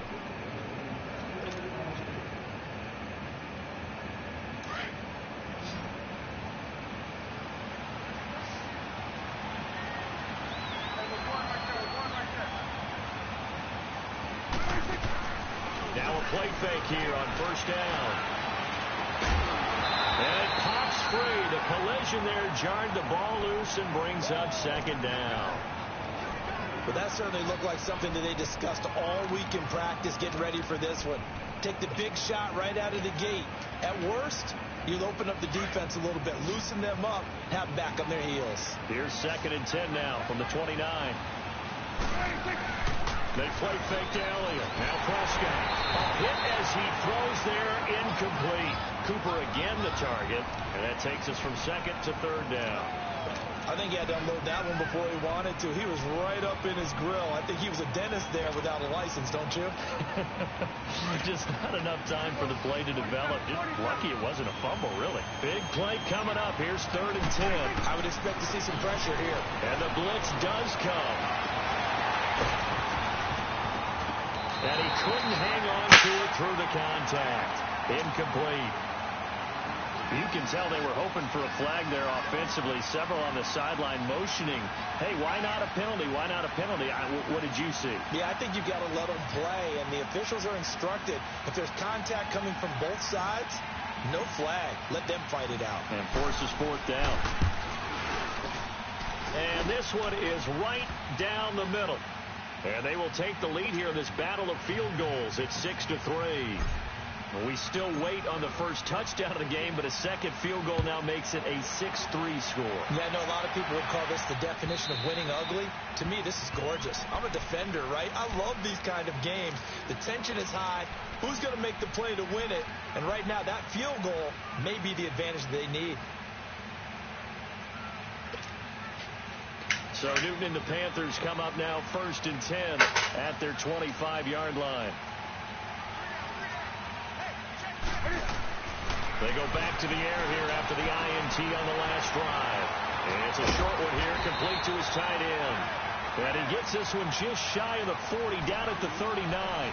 First down yardage on the first play of the drive, 14 yards. So from the 39 now, they'll come up on a 1st and 10.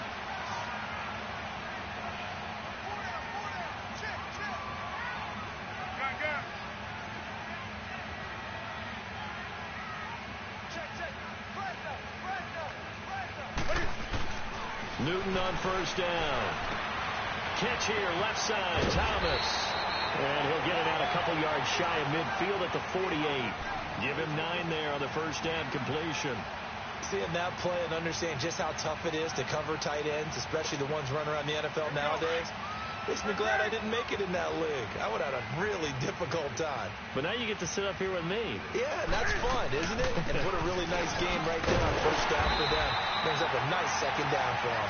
And he'll get it into enemy territory just across midfield at the 49. 2 yards on the pickup there, but it's enough to give him a new set of downs. So from Cowboy territory now, here's 1st and 10 at the 49-yard line. Off play action. Newton rolling to his right. Opted to run for it. The decision a good one. Picking up the first, getting 14 yards on the scramble. Late in the game, defense trying to avoid a big play. He's able to work out of the passing game, turn it into a run, pick up the first, and stop the clock as well. And you know in this situation, everything is sped up. The intensity, the thinking, everyone's movements. But for a quarterback, he has to continue to do what we call a flatliner. Level in everything he does and read the clock, feel it in the pocket, and go at the appropriate time.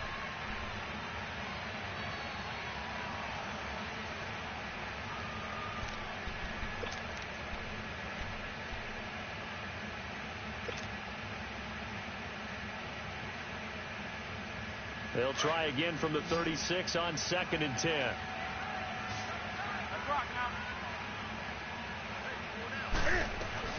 They'll run it now out of the gun.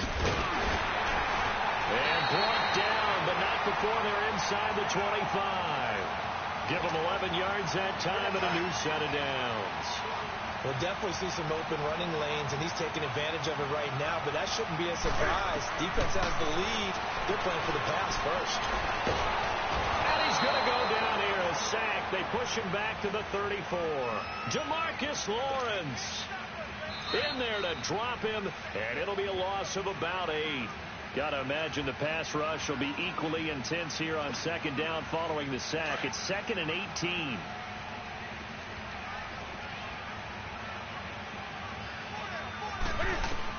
Back to throw. Toward the center of the field, but it's incomplete. That would have been a tough catch, but in this 2-minute drill, those are the ones you really hope your guys come up with. Yeah, you don't want your guy to be able to take the out because it was a tough catch. You needed him to come up with that one, because if he does, it alters the perspective of this 2-minute drill, doesn't it?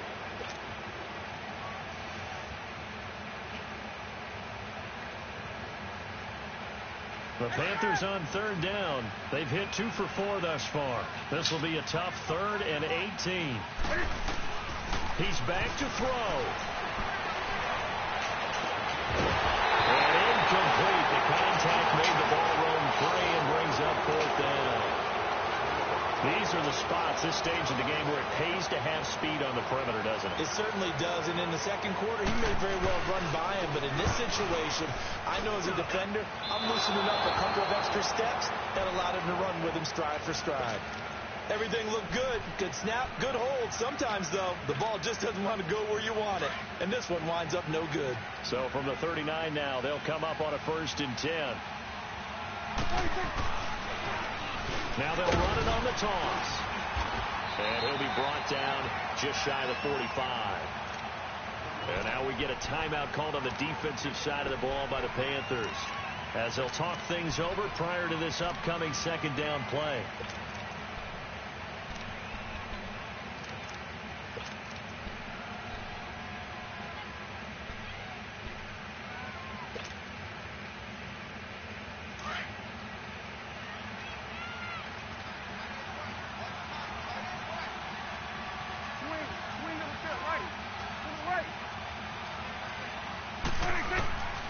Prescott here to throw. Drops it underneath to Elliott. And he takes this one down almost all the way to the 30. That one goes for 24 yards. We can talk all we want about football being a game of strength and brawn. It's also a game of mismatches, and they're trying to create one there, getting it to their back out of the backfield to make a bigger play. As we often say, get it to him in space, let him use his leg. Yeah, if he can get a matchup against a linebacker or maybe a defensive end dropping out in a zone blitz, he's going to win that battle just about every time. You'd have to think likely another running play coming here, 2nd and 11. They go to Elliott again. It's a loss of 4. Now 3rd down. He continues to struggle to find a crease to break off a big one and might need to just put that aside and just try and ram his way forward and get what he can. And the kick is good. So you wonder how this one might be remembered the next time these two teams meet. But until then, this game's over. Well, Charles, the old saying, the old cliche, if you will, points at a premium, that certainly applied here, didn't it? And that almost felt like opened up a time capsule, didn't it? Old school football, low scoring, close game. What a way to finish it up. You loved it, didn't you? I loved the defense. I certainly did. Brought back the images of the game of old.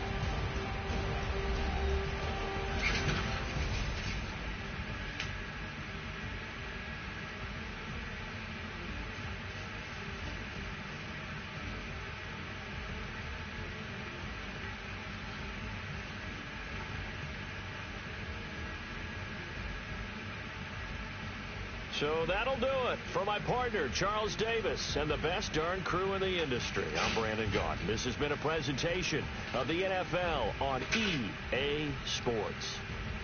Till next time, we say so long from Charlotte.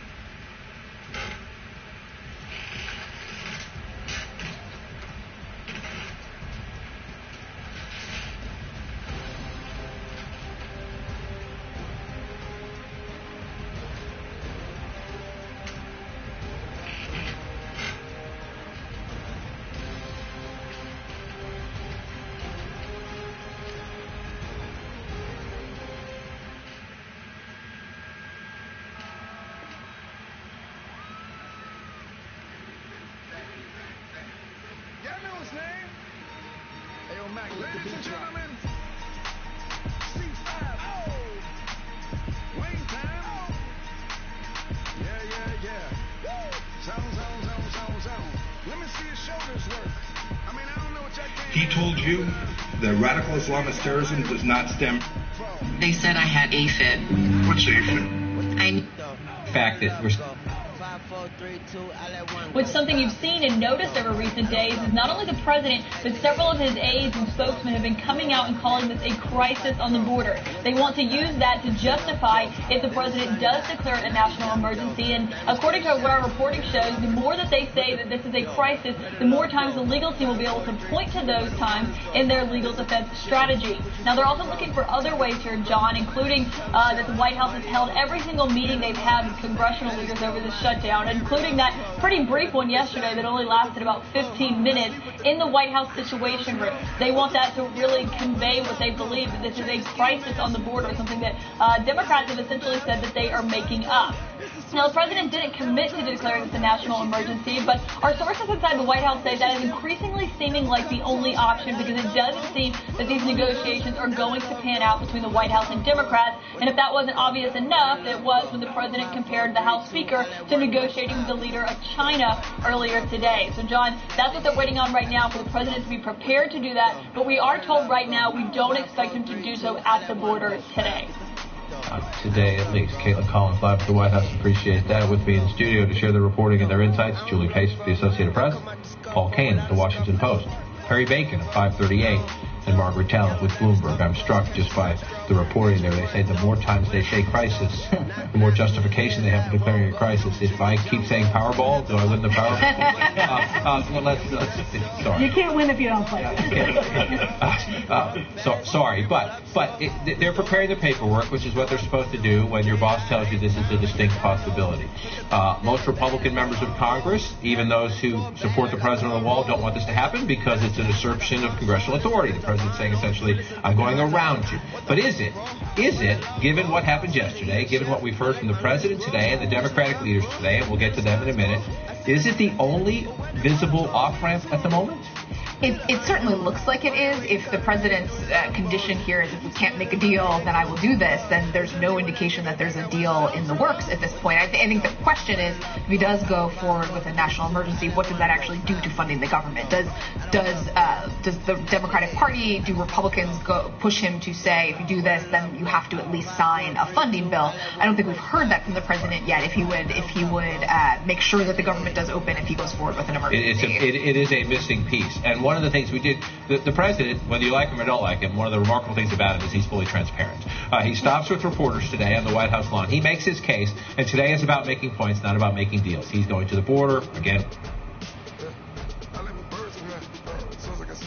Murkowski keeps saying urgency, because tomorrow, Friday is payday, and a whole several 100,000 federal employees aren't going to get paid. But there are other senators, other Republicans that are kind of dug in right now, and they're willing to let this go for a couple of weeks, I think, possibly up to State of the Union, which is January 29th, and sort of play it out and see where this goes. That's a risky gamble. Another thing we heard from the president, again, he's on his way to Texas. He's on his way to a place where there is some wall, but he wants to build more wall. And why is the president so sensitive about who's going to pay for it?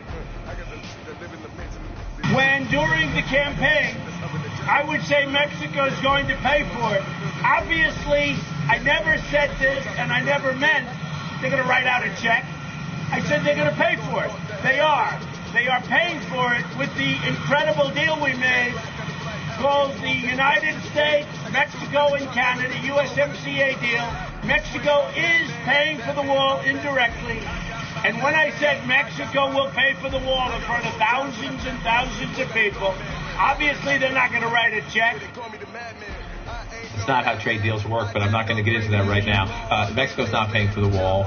If it goes through, taxpayers are going to pay for the wall, either from the Pentagon budget or they compromise and they cut a deal. But the president brought that up. Why is he so sensitive about the who's going to pay for it part? He's made a campaign promise, and he's clearly aware that it's going to be broken, and that's what the shutdown is about. And he's being criticized for that, and we're in the media saying that too. So he's like sort of openly almost discussing. He sounds like someone who's guilty of messing up something and saying, well, that's not really what I meant to say. Even though I covered it in the campaign, I never heard him say, we'll have a wall paid for through Congress. You know, the answer he gave was not very clear. What people heard was, we will build the wall, Mexico will pay for it in some direct way, and you can tell he's nervous about that. I don't think anybody believed that part to begin with. I didn't believe it. Right. That was the whole point about, look, I'm going to be really tough on border security, and this is my way of communicating that. But you see what's under his skin by when he comes out and what he brings up in his sessions with reporters. It's like his therapy. You can see this kind of steady redefining of what the terms would need to be, and at the same time a feeling that even if all those terms slid, it had to be a concrete wall, but it could actually be a steel fence. So that's what they're doing.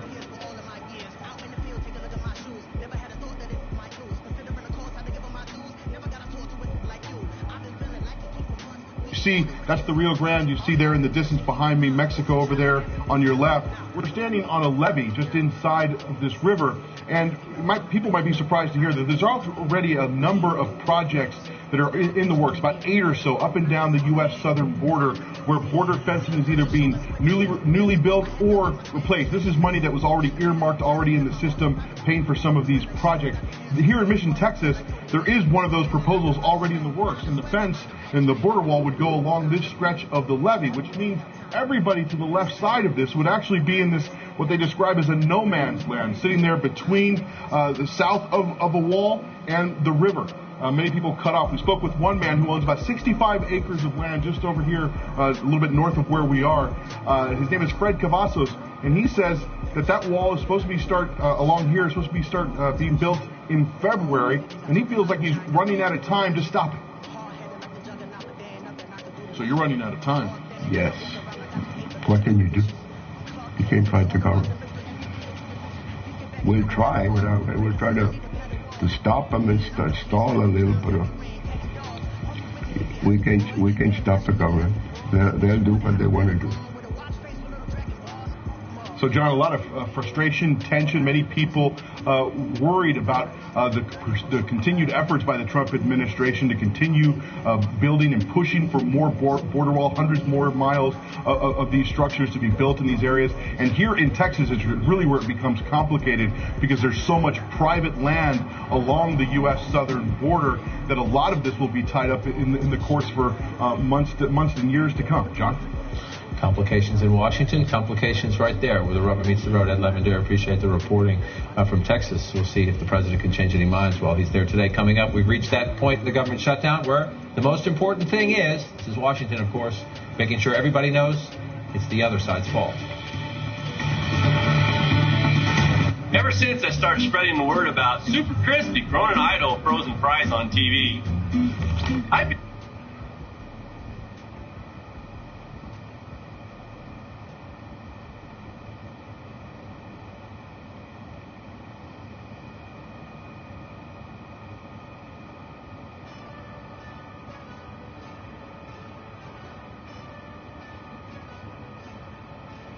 Chuck Schumer, who say the blame, rests with the president and the Republican leadership. You take an oath to the Constitution or an oath to Donald Trump. Of course, the president doesn't believe in governance, so he doesn't care if governance doesn't take place. He doesn't appreciate the role of public policy in the lives of the American people.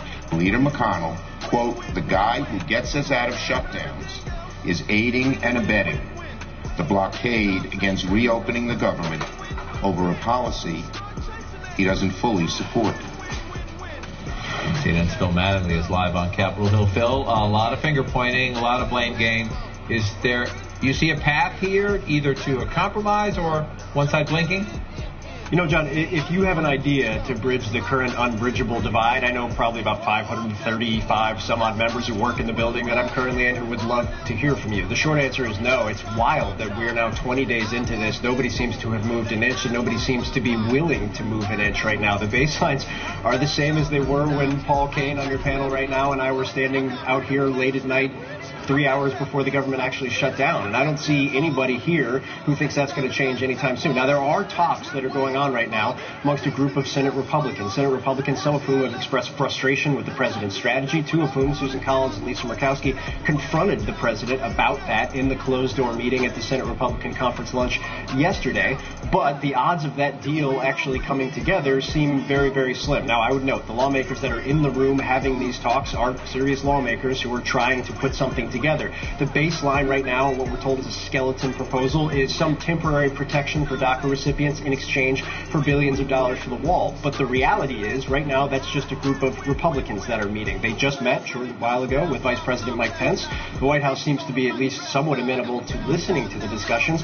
But guess who's not in the room? Democrats. And every Democrat I've talked to, every senior Democratic aide I've talked to over the course of the last 12 hours or so, is basically saying there's no chance this turns into anything at all. They have all participated in these immigration debates with this administration. There is no trust whatsoever, particularly on the issue of DACA. And so while there are talks going on with a small group, the best way probably to look at those talks, at least at the moment, is there are a group of lawmakers that are frustrated. Frankly, they're bored. They want to try and figure out some way, and so they're going to meet. Will it turn into anything? Nobody really thinks so, and if that doesn't turn into anything, then leadership level clearly isn't going to turn into anything.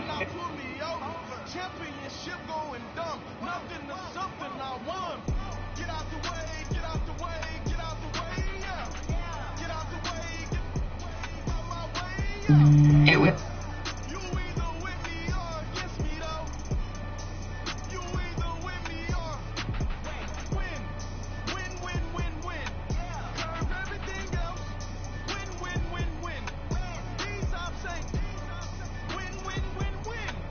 Now easing sanctions on companies linked to a Russian billionaire, Oleg Deripaska. The Russian oligarch has close ties to both Vladimir Putin and to President Trump's former campaign chairman, Paul Manafort. The United States imposed sanctions last year on at least two companies where Deripaska has a big stake. But in December, the administration announced they would be lifted. 7 House committee chairmen, all Democrats, are demanding to know why. The president of Venezuela was sworn in today for a second term, but Nicolas Maduro is getting the official no official well wishes from the United States. Quite the opposite. This tweet a short time ago from John Bolton, the president's national security advisor. Quote, the U.S. will not recognize the Maduro dictatorship's illegitimate inauguration. We will continue to increase pressure on the corrupt regime, support the Democratic National Assembly, and call for democracy and freedom.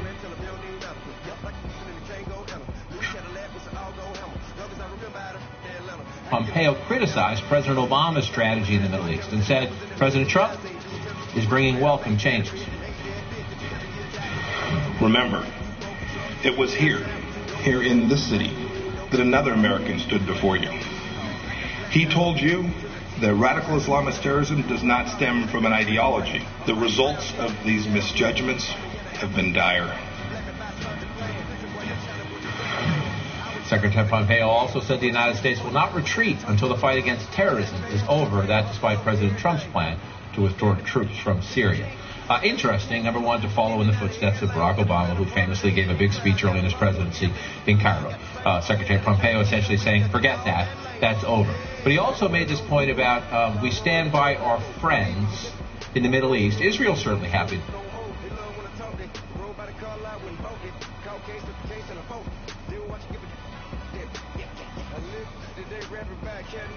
Give this information to them. Why did the Russians want it? Why did this guy ask for it?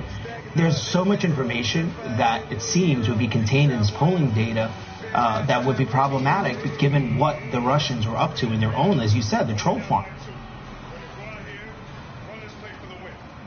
So many avenues for the Democrats to pursue. Certainly witnesses that have not been able to come before Congress or have not been able to talk to members of Congress, to the media, to other folks, they may be set free. And that's going to open a whole new door.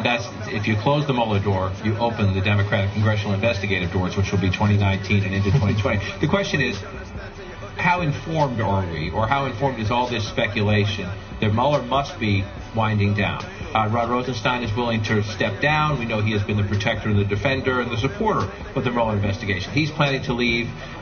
Is that because he knows Mueller's about done? He doesn't need his protection anymore? Is that because the new Attorney General to be, assuming he's confirmed, has assured him, I won't mess with Bob Mueller? Do we really...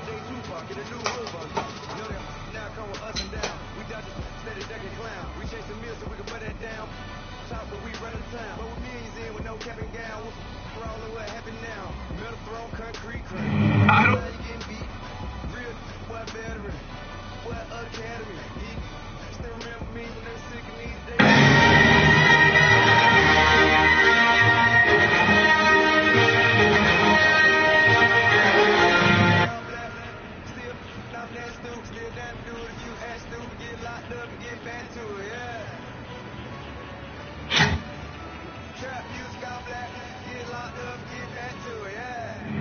don't think I can.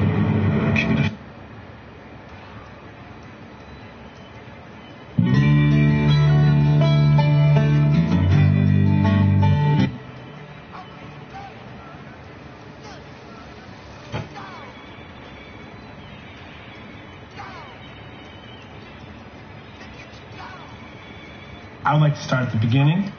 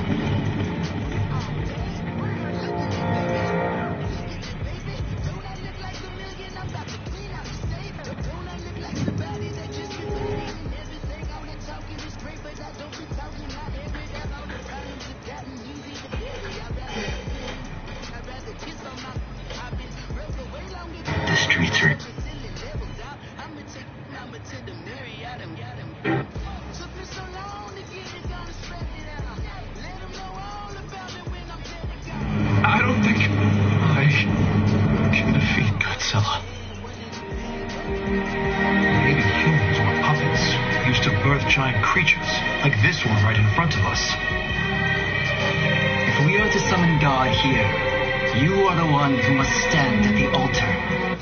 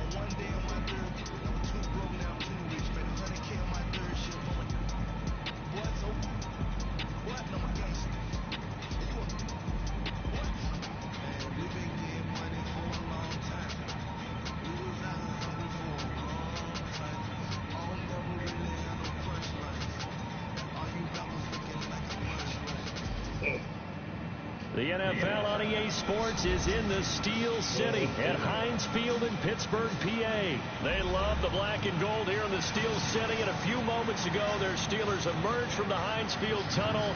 They're set, we're set, as the Steelers are ready to do battle with the Dallas Cowboys. Out is the kickoff unit as they run up and send this one away. And that'll carry over the back line of the end zone for a touchback.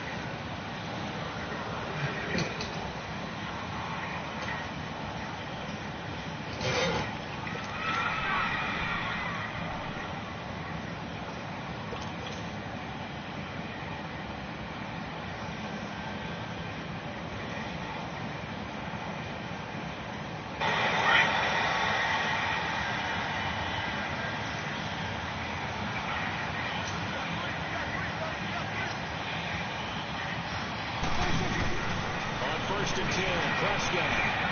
A dump off to Elliott. It'll be a gain of 9, and that'll make it second and short. I like it, I like it, I like it. Get everyone involved in the passing game, and you know you can create those great mismatches throwing it to your guys out of the backfield. And on the first drive, that can also help establish some rhythm, right? I think so. It gets everyone involved. They feel like they're part of it, and really gets them amped up as they go forward. Prescott now on second down.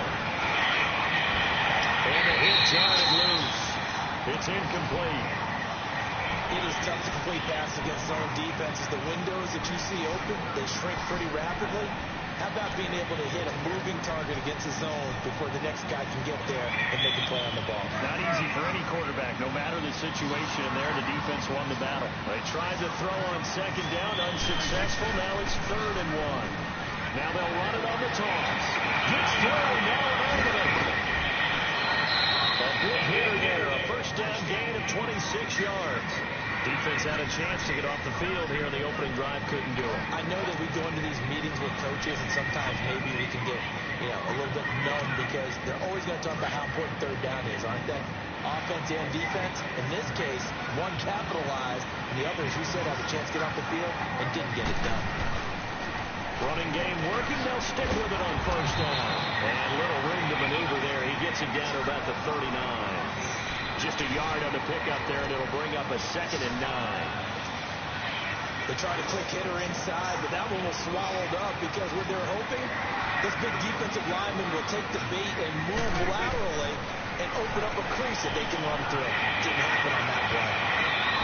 Over the middle, Amari Cooper, it's complete. And they'll wind up doing this one all the way down inside the 20. 23 yards on the play.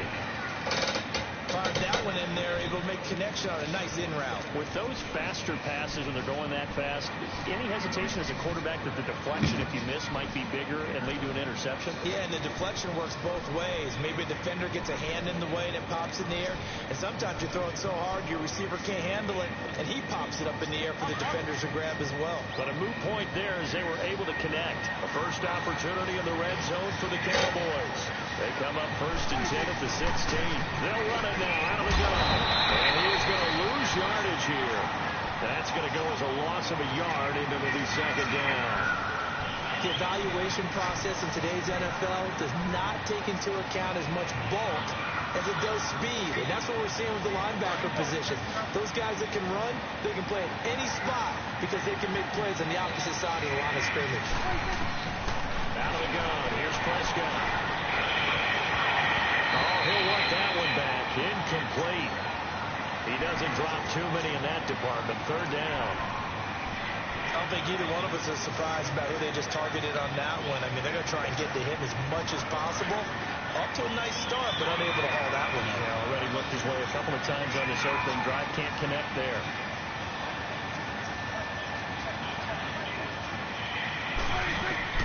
On 3rd down, it's Prescott. And he fires one that's intercepted. Picked off down near the 5. And a big turnover there as his guys will get the football back. Brandon, this is why golfers do their best to never count a score in their head before the ball goes in the cup. This looked like a slam dunk for points on this drive, didn't it? Instead, they throw an interception, and they're going to come away empty. First carry for James Conner. And he'll take this one up to about the 13. A good run there on 1st down, and it'll leave them with a 2nd and 2. The Steelers, of course, had all the questions lingering with Le'Veon Bell. Tip of the cap to James Conner. He really has filled in nicely.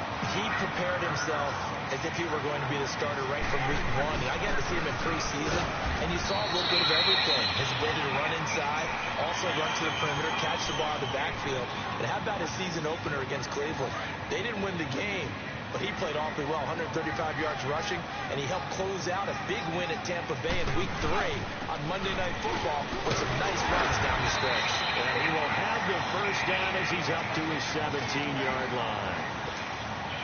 3 yards there, good enough to keep the drive moving.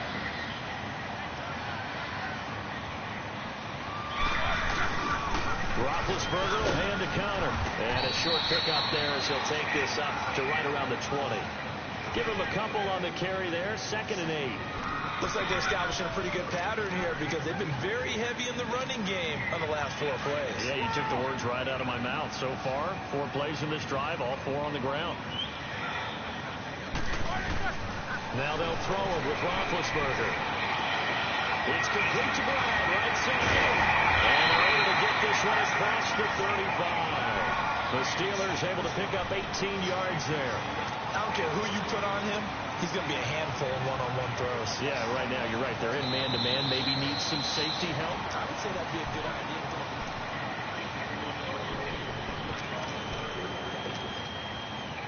So here's a 1st and 10 at the 38.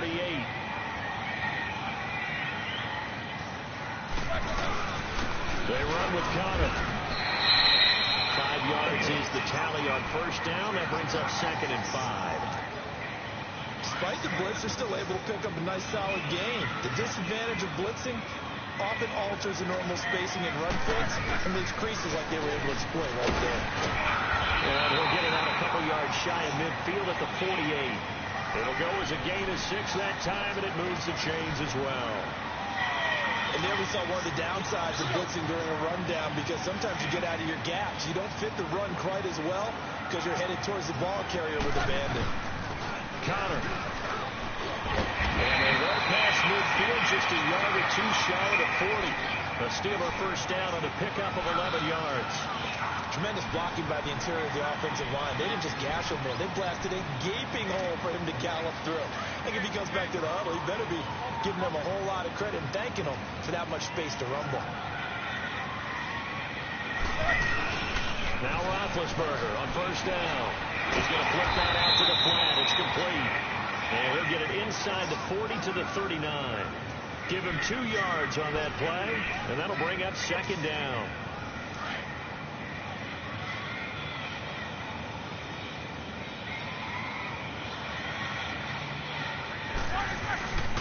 Now it's Connor. And he's going to fight his way forward here for a modest gain. 5 yards on the pickup, and that's going to bring up a third down. And that's one of the reasons you like to blitz even on rundowns. It confuses the blocking assignments. It doesn't allow those offensive linemen to get up to the second level. Roethlisberger now to throw on third down. Being chased out left. And he finds McDonald. His first catch there. Good for 10 yards and a first down. One thing you're hoping for when you run drag routes, you're able to hit a receiver in stride, and he can pick up a lot of yardage after the catch. But in this situation, the defense was effective, able to stop him before he could get a good head of steam going.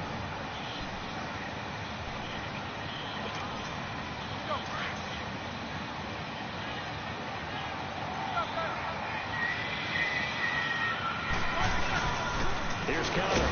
And he'll be taken down near the 20 at the 21. 2 yards on the carry there. It'll be second down. They tried a quick hitter inside, but that one was swallowed up because what they're hoping, those big defensive linemen will take the bait and move laterally and open up a crease that they can run through. Didn't happen on that play.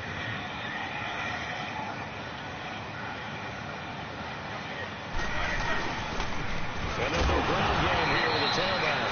And he's going to be met at the line of scrimmage and taken down.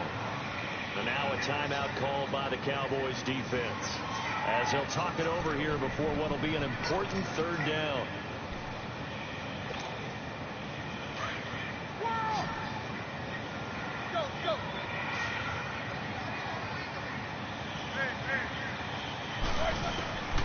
From the gun, it's Roethlisberger.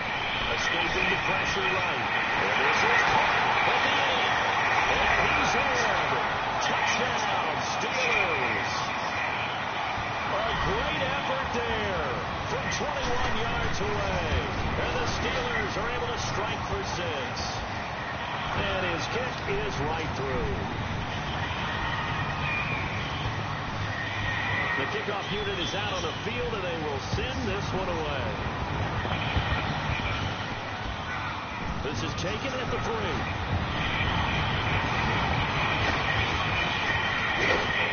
And he'll take this across the 25, a couple extra yards, up to the 27-yard line.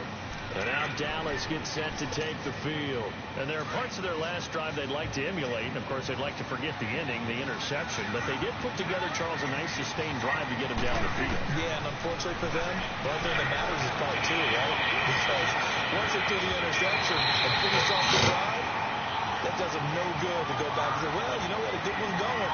Finish things off. That's the only way you can get it done. Meanwhile, they take a shot to start the drive, but this is going to wind up incomplete.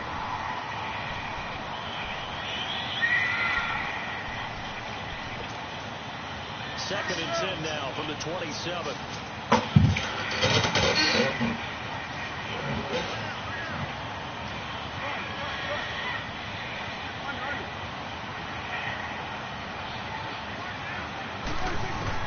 On second down, Prescott again. He's going to rifle one deep left side. And incomplete there. A nice hit. Jars the ball free and brings up third down. feels like they're getting caught in between here because they didn't completions on first and second down. Now you got to worry a little bit about the clock because you prefer not to give them another shot here in the first half. But if you don't pick up the first down, they still wanted to make those calls today? Question mark.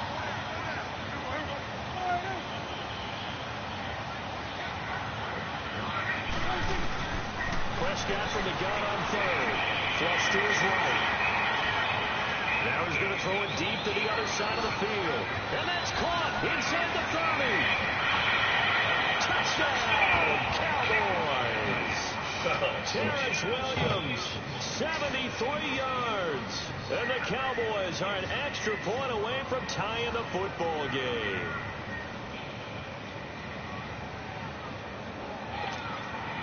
Now the extra point.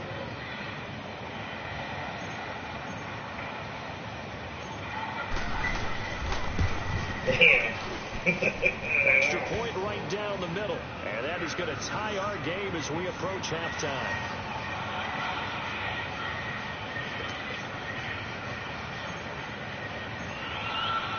So a tie ball game here as the kick's away.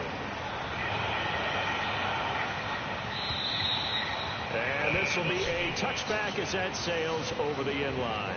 Got a second here to assess Pittsburgh's last season as their offense comes onto the field. You know, for most of the folks that are fans of the Steel City, they're probably saying, wow, this was tough. But, hey, they were 9-6-1. The thing is, expectations there are playoffs every year. You're right. And to show that, they haven't been under 500 since 2003. It's a very consistent franchise.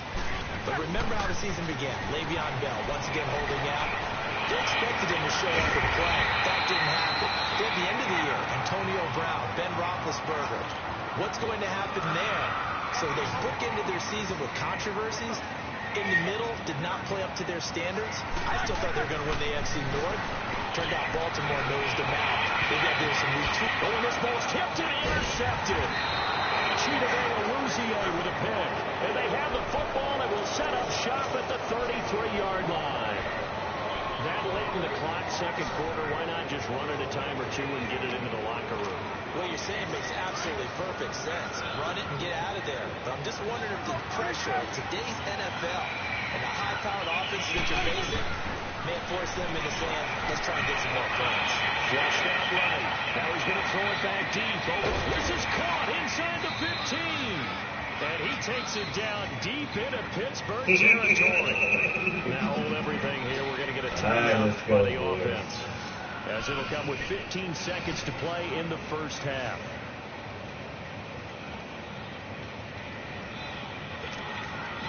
A real field flipper there as all of a sudden they've got a first down in the red zone.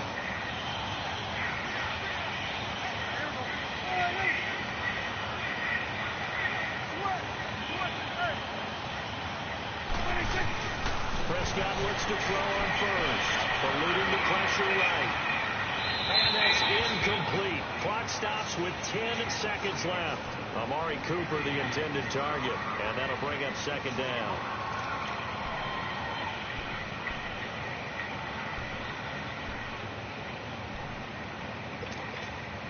So after the incompletion on first, now second and 10. Here's Prescott. Escaping the pressure right. Intercepted. Picked off inside the 10. He's at the 50. The 30. Past the 20. And he's in for 6 and a Steeler touchdown.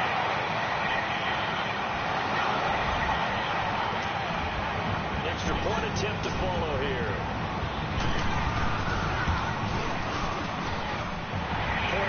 Right down the middle. Due to time constraints, we move you forward in today's broadcast to the beginning of the third quarter. So we reach halftime here in the Steel City with the Steelers on top.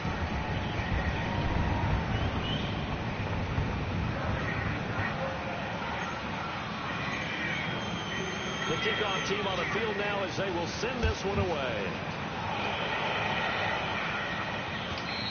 And this will not be returnable. It's out of the back of the end zone for a touchback. The Steeler offense now with the football first here to begin the third quarter. They have the lead now. They'll be looking for some separation here as we begin the third quarter. I like the way you term that, because now I think they go a little bit deeper into their playbook. They like what they did in the first half. That worked okay. But in order to get the separation that you just talked about, change things up a little bit. Change your tendencies, try and hit them a little bit more with some things they didn't see in the first half. See if they do just that. Byron Jones in there to make the tackle. Here's 2nd and 7 now from the 28.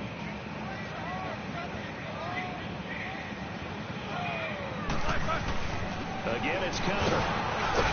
Across the 30 to the 31-yard line. 3 yards on the pickup. That's going to set up an interesting third and about 4 to go. Brandon, all things considered, they have to feel pretty good about getting that type of a gain, considering the blitz that they just had against them. And the Steelers on 3rd down. A perfect 3 for 3 as they look to keep that streak going. This is 3rd and 4. Now it's Roethlisberger. Got him in. It's Brown. And he will have a first down here at about the 40. Roethlisberger hooking up with Brown to get the Steelers a first. And that one was a lot of fun right there, because that was the game within the game. 3rd and short, blitz was on. What's the key for the quarterback? Get out of your hands in a hurry. And that's a quick little complete. And he's into the clear. And into the end zone. Touchdown, Pittsburgh. A big play there. His 2nd touchdown of the afternoon. And the Steelers find a way to stretch their lead.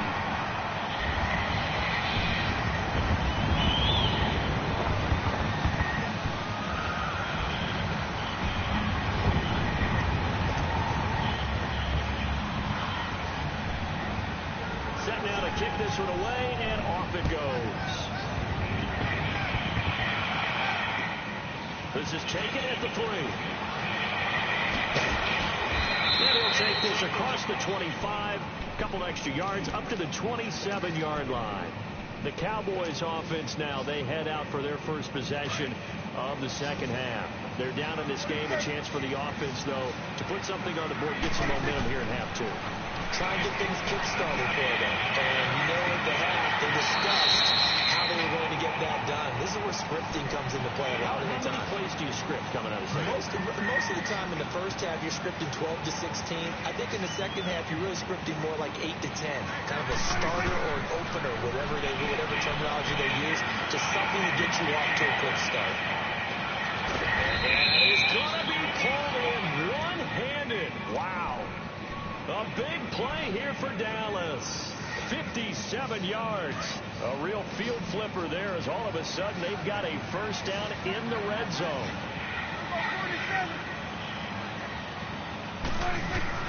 From the red zone now, Prescott. Flush to his right. Oh, the ball comes out on the hit, but they'll say it's incomplete. Oh, that's got to frustrate him a little bit, because they nearly got to him there, and it would have been the first sack of the game. Instead, they're able to influence the release, and they did force the incomplete pass. After the incomplete pass, here now is 2nd and 10. They'll throw again. Prescott. And this is going to be intercepted. Picked off by Bud Dupree. No! Fuck this shit.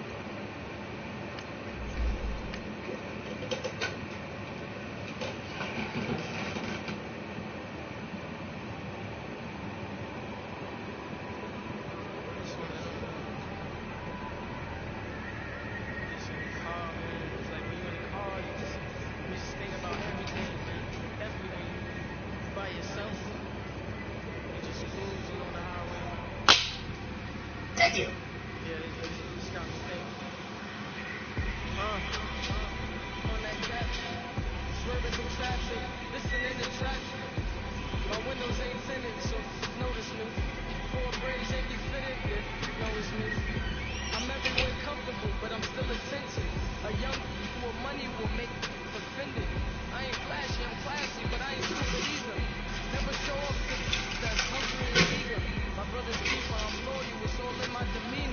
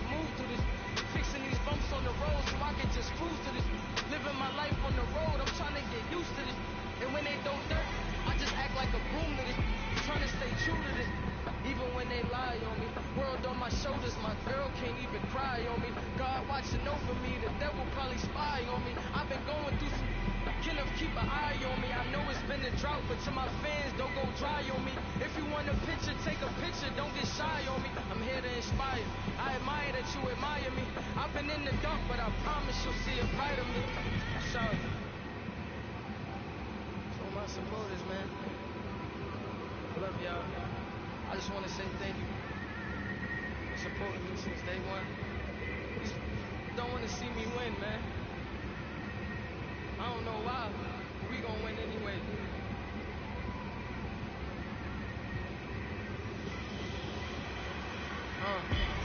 Came straight out with a microphone. Boy, I swear I couldn't leave that mic alone. Everybody clear the room, I like to write alone. I'm in my zone, bass bouncing off the styrofoam. I'm never in between, I'm either hot or cold. Can't be a loser, I maneuver like I got a clone. I'm out here in these streets like I ain't got a home. And you barely hear from me like I ain't got a phone. Cause there's no days off, there's no days off. I know it sounds a little painful, but it pays off. Social sites was distracting, so I stayed off. Spoke to God, and me and Satan had a face off. I swear my life was like a rocket, then it takes off. First I plotted, then I got it, couldn't wait long. I put the pedal to the metal, then took the brakes off.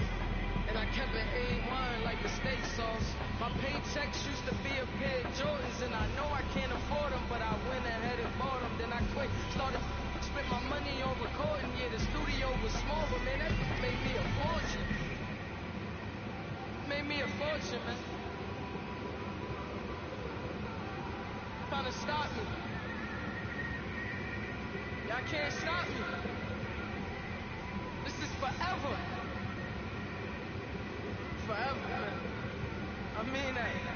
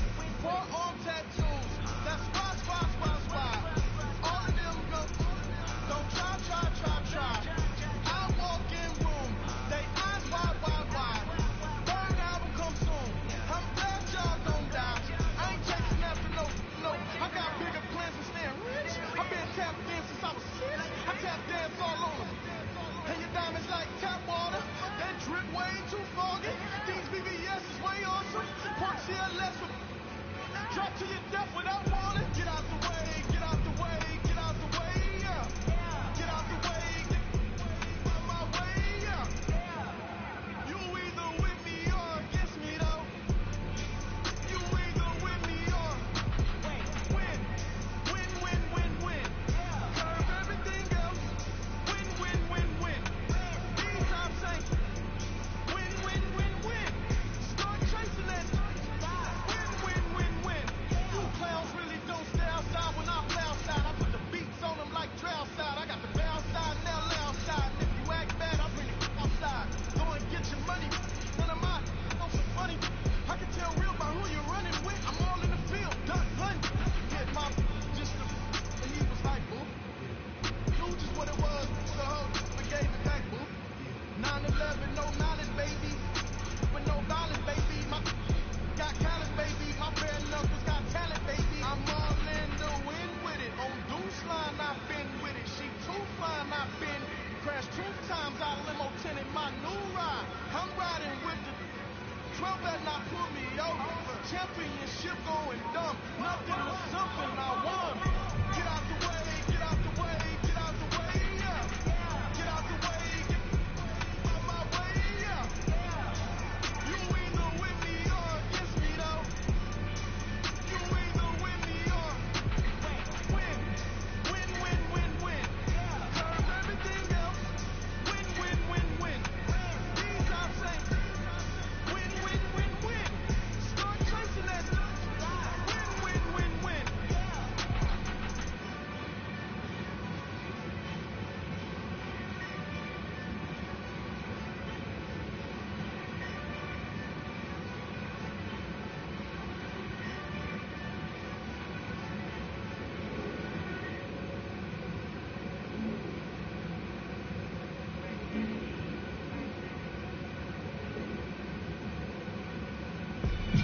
They call him podcast poppy. King goes, I see they tryna copy. Diamonds in the chain, bust down wrist. And you ain't never seen no like this. What? Tell me something I don't know. What? Tell me something I don't know. What? Tell me something I don't know. Like when it drops home, came in the choke code. I be out on a late night. I was in a play fight. See fine break night. This my wristwatch is like a brake light. And you can get it right on your graveside. So tell me something I don't know. $50 pizza when I'm eating in Soho. I heard that you in love with the stuff in your hate me if they hate me. What should I do? Keep getting money. It's funny, I was just like you. Super Bowl Sunday. With the facts. Security guard told Kevin Hart to relax. Oh! Tell me something I don't know. What? Tell me something I don't know. What? Tell me something I don't know. Like when it dropped home, came in the choke code. Tell me something I don't know. What? Tell me something I don't know. What? Tell me something I don't know. Like when it dropped home, came in the choke code. I reinvented myself, they thought I hated it. I reinvented myself and upgraded it. Traded in the Jews, copped a couple new ones. Lost a couple friends and got a couple new ones. Upstairs and downstairs, the balcony. These oceanside views, the alchemy. Ain't nothing crazy like the city in the summertime. So when it's winter, I still be on my summer grind. Handle your business, handle your business. Loyal and honor, don't break no bro codes. The more red rose, match with the rose gold. Whoever counted me out, they can't count. Oh! Tell me something I don't know. What? Tell me something I don't know. What? Tell me something I don't know. Like when it dropped home, came in the choke code. Tell me something I don't know. What? Tell me something I don't know. What? Tell me something I don't know. Like when it dropped home, came in the choke code. They call a podcast poppy. King goes, I see they tryna copy. Diamonds in the chains, bust down wrists. And you ain't never seen no like this. What? Tell me something I don't know. What? Tell me something I don't know. What? Tell me something I don't know. Like when it dropped home, came in the choke code. Chillax, chillax, chillax, chillax. Chillax, chillax, chillax, chillax. Chillax, chillax, chillax, chillax. Chillax, chillax, chillax, chillax. Relax, relax, relax, relax. Oh, relax, relax, relax, relax. Oh, relax, relax, relax, relax. Oh, relax, relax.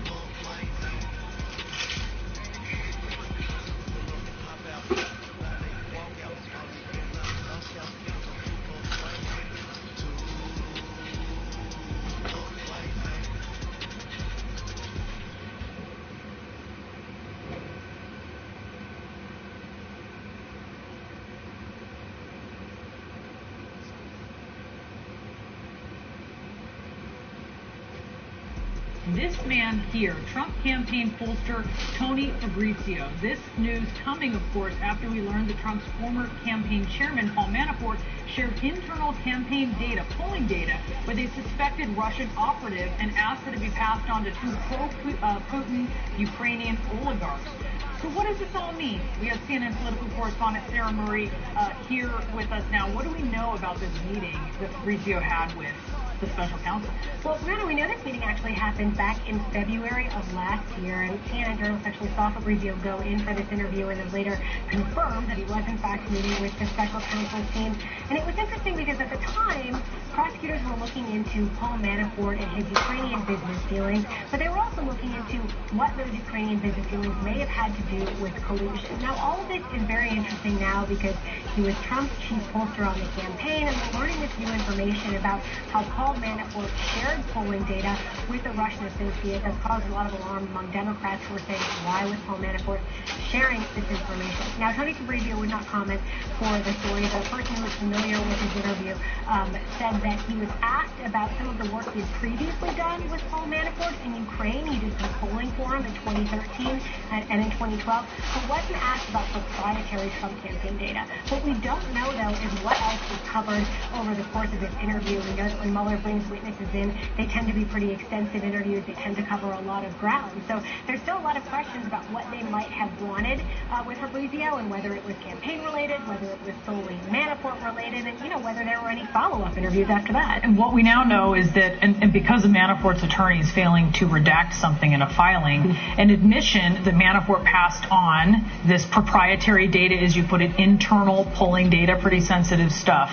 He passed that on. We've also since learned, right, that he was in the hole of millions of dollars to an oligarch, right? So he had some business dealings. He was vulnerable in some ways, at least on one front, and we've learned this. Yeah, Paul Manafort basically had no money coming in, and he still took a job working on the Trump campaign and didn't accept a salary for taking that job. There were a lot of weird things going on with his finances. It turns out, he had previously been making all of this money with these pro-Russian Ukrainian oligarchs.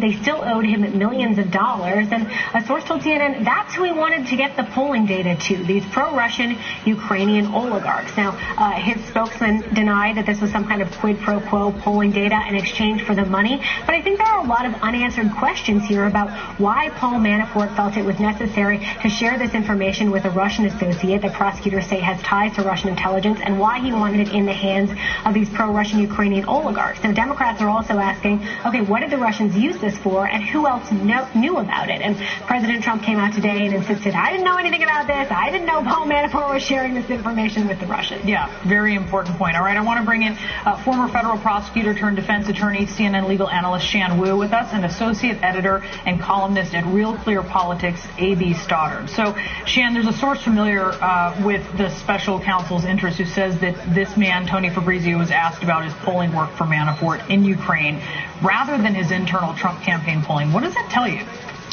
It tells us, again, that Mueller's investigation is a little bit ahead of what we know that they know.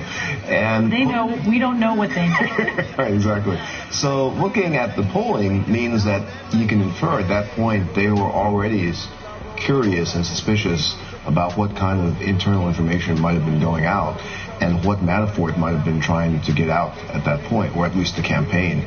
And this whole issue with the polling data is just so curious because one can't imagine any legitimate reasons why a foreign entity would want any kind of polling data. And while Manafort's people, I would expect that they might spin this to say, well, they're asking him just about the work he did for Manafort with the Ukrainian people, obviously that would not be of such great interest to Mueller. What do you think, A.B.? Well, I think that this whole episode is so dramatic for two reasons. One, it's the first time that people can look to an event and say this really looks like collusion with a foreign government interest, who all of our intelligence agencies have said had it out to beat Hillary Clinton and make sure Trump was elected. And that was the entire goal of their interference in this election. The second one was that we found this out inadvertently. And it means all along people have said there's no collusion, it would have leaked out. It is an indicator that Mueller might have lots on collusion, that we only saw one crumb of inadvertently leak out. And so as Shan points out, and Sarah, I mean, there are so many witnesses that we don't know about. There's so much testimony that we don't know about. Now that the House is in control by Democrats, in their investigations, the Intelligence Committee intends to turn over a bunch of transcripts that the Republicans refuse to turn over to Mueller. What if he then finds that witnesses have lied to Congress, and what if he can flip them and make this an even longer investigation? I don't think we know what he has, and I don't think that we know that this is about to conclude either.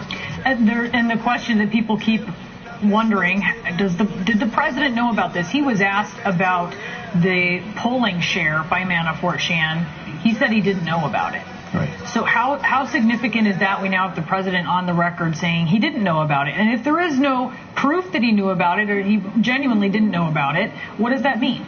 Well, President Trump's being on the record is a real term of art, unless he's actually under oath. So I think any statements he makes in public, I don't think he would ever feel like he's wedded to those statements. You don't take to the bank. I also think we need to remember there's another very important witness in this that's still cooperating, who would have known about a lot of this polling information, and that's Rick Gates, who was your former client and was Paul Manafort's right-hand man. This is someone who is cooperating with Mueller's team, is cooperating in ongoing investigations. So, President Trump can obviously, deny it publicly, but if there was certainly if there was any kind of document trail that shows that Trump knew about this during the campaign, you can bet that Mueller's team has that. And you can bet that Rick Gates is talking about it. Maybe when the president was asked whether this report, let's call it the Mueller report, it was the Starr report with Bill Clinton, right? If it should be public. In the past, it has been public. And also members of Congress have had access to underlying findings that didn't even make the report. But the president asked if it should be public. He won't say.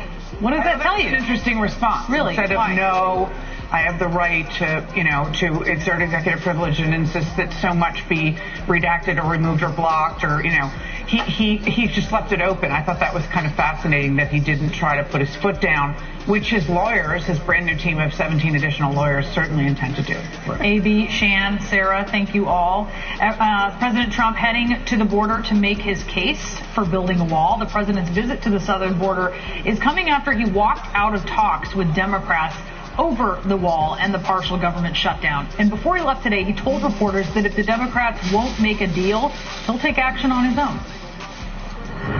I have the absolute right to declare a national emergency. I haven't done it yet. I may do it. If this doesn't work out, probably I will do it. I would almost say definitely. This is a national emergency. CNN Chief White House Correspondent Jim Acosta is in Hidalgo, Texas, near the border with Mexico. And Jim, the president appears to be laying the groundwork here for declaring a national emergency. What steps are being taken? Is there a sense of how this might unfold? Have they gotten this far at the White House? Yeah, Brianna, and I should point out we are standing right by the border with Mexico in Hidalgo, Texas, which is near McAllen.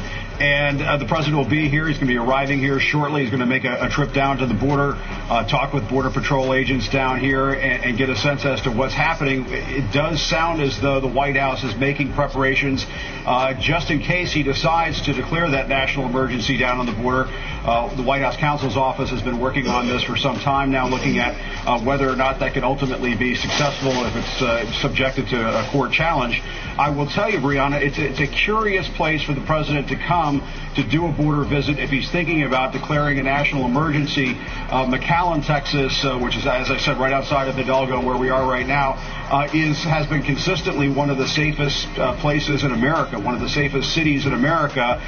We've been talking to local residents this morning. I talked to one woman just a short while ago who said, she's been here for 10 years, hasn't seen any crime, hasn't heard any incidences of people coming across the border and shooting and causing mayhem and that sort of thing.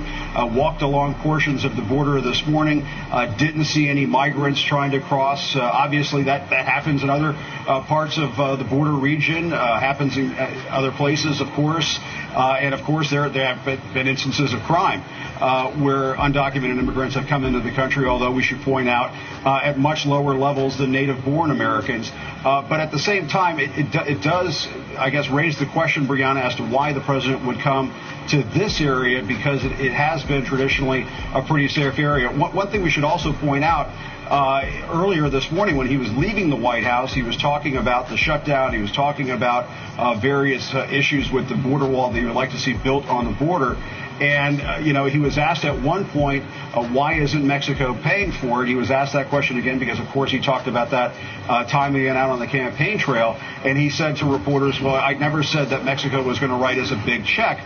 That is not true, Brianna, because during the campaign put out proposals that said that Mexico could, one way or another, make a one-time payment to the United States to reimburse the U.S. for the cost of a border. So the president, as he was coming down here, and we've been seeing this the last several days, using misleading information to sell this crisis to the country, try to sell the country on the idea of building a wall and having the U.S. taxpayers pay for it instead of the people of Mexico, which is what he promised during the campaign. But he'll be down here in about 45 minutes from now, talk to local officials, talk to Border Patrol agents, and then we should get some pictures of him actually on the border getting a look at things for himself. But as I pointed out, Brianna, this is a very safe part of the border, so it's a strange place for him to go to try to make that case, Brianna. Yeah, Jim Acosta, thank you so much. Near the border as he's following President Trump's visit there today. And next I'm going to speak live with a Democrat on the House Intelligence Committee about efforts behind the scenes to end the shutdown. Plus, Speaker Nancy Pelosi says the meeting was a setup by the White House, that meeting with President Trump and Republicans. A setup, she said, so the president could walk out. We'll talk about that. And anger is boiling as protests erupt nationwide over federal workers not being paid. These are live pictures, and we'll bring you CNN's special live coverage, more of it ahead. And from New York, if a dirty CPAP is making you sick, you're not alone. I was getting sinus infections because I wasn't cleaning my CPAP properly, and that continued until I got my SoClean.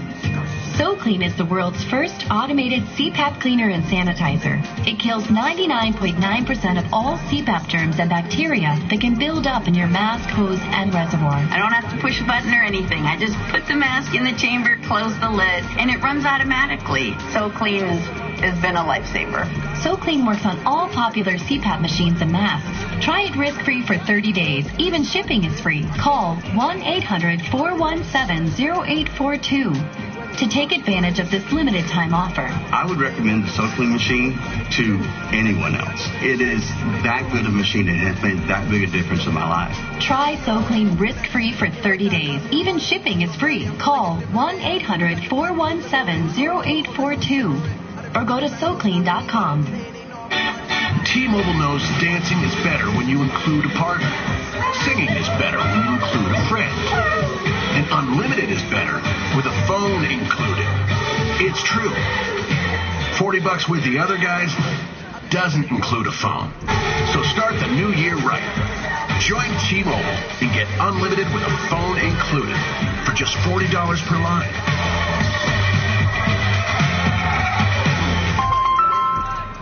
Attention families with a loved one in a nursing home. If your loved one has suffered from bed sores, falls, broken bones, dehydration, or even death, you may be entitled to a substantial settlement. If you have a loved one who is injured in a nursing home, we will find out what happened. State violations are found against nursing homes every day. You have a limited time to file your claim, so don't wait. Call now and speak with one of our attorneys. The call is confidential and free, or reach us online at nursinghomesettlements.com.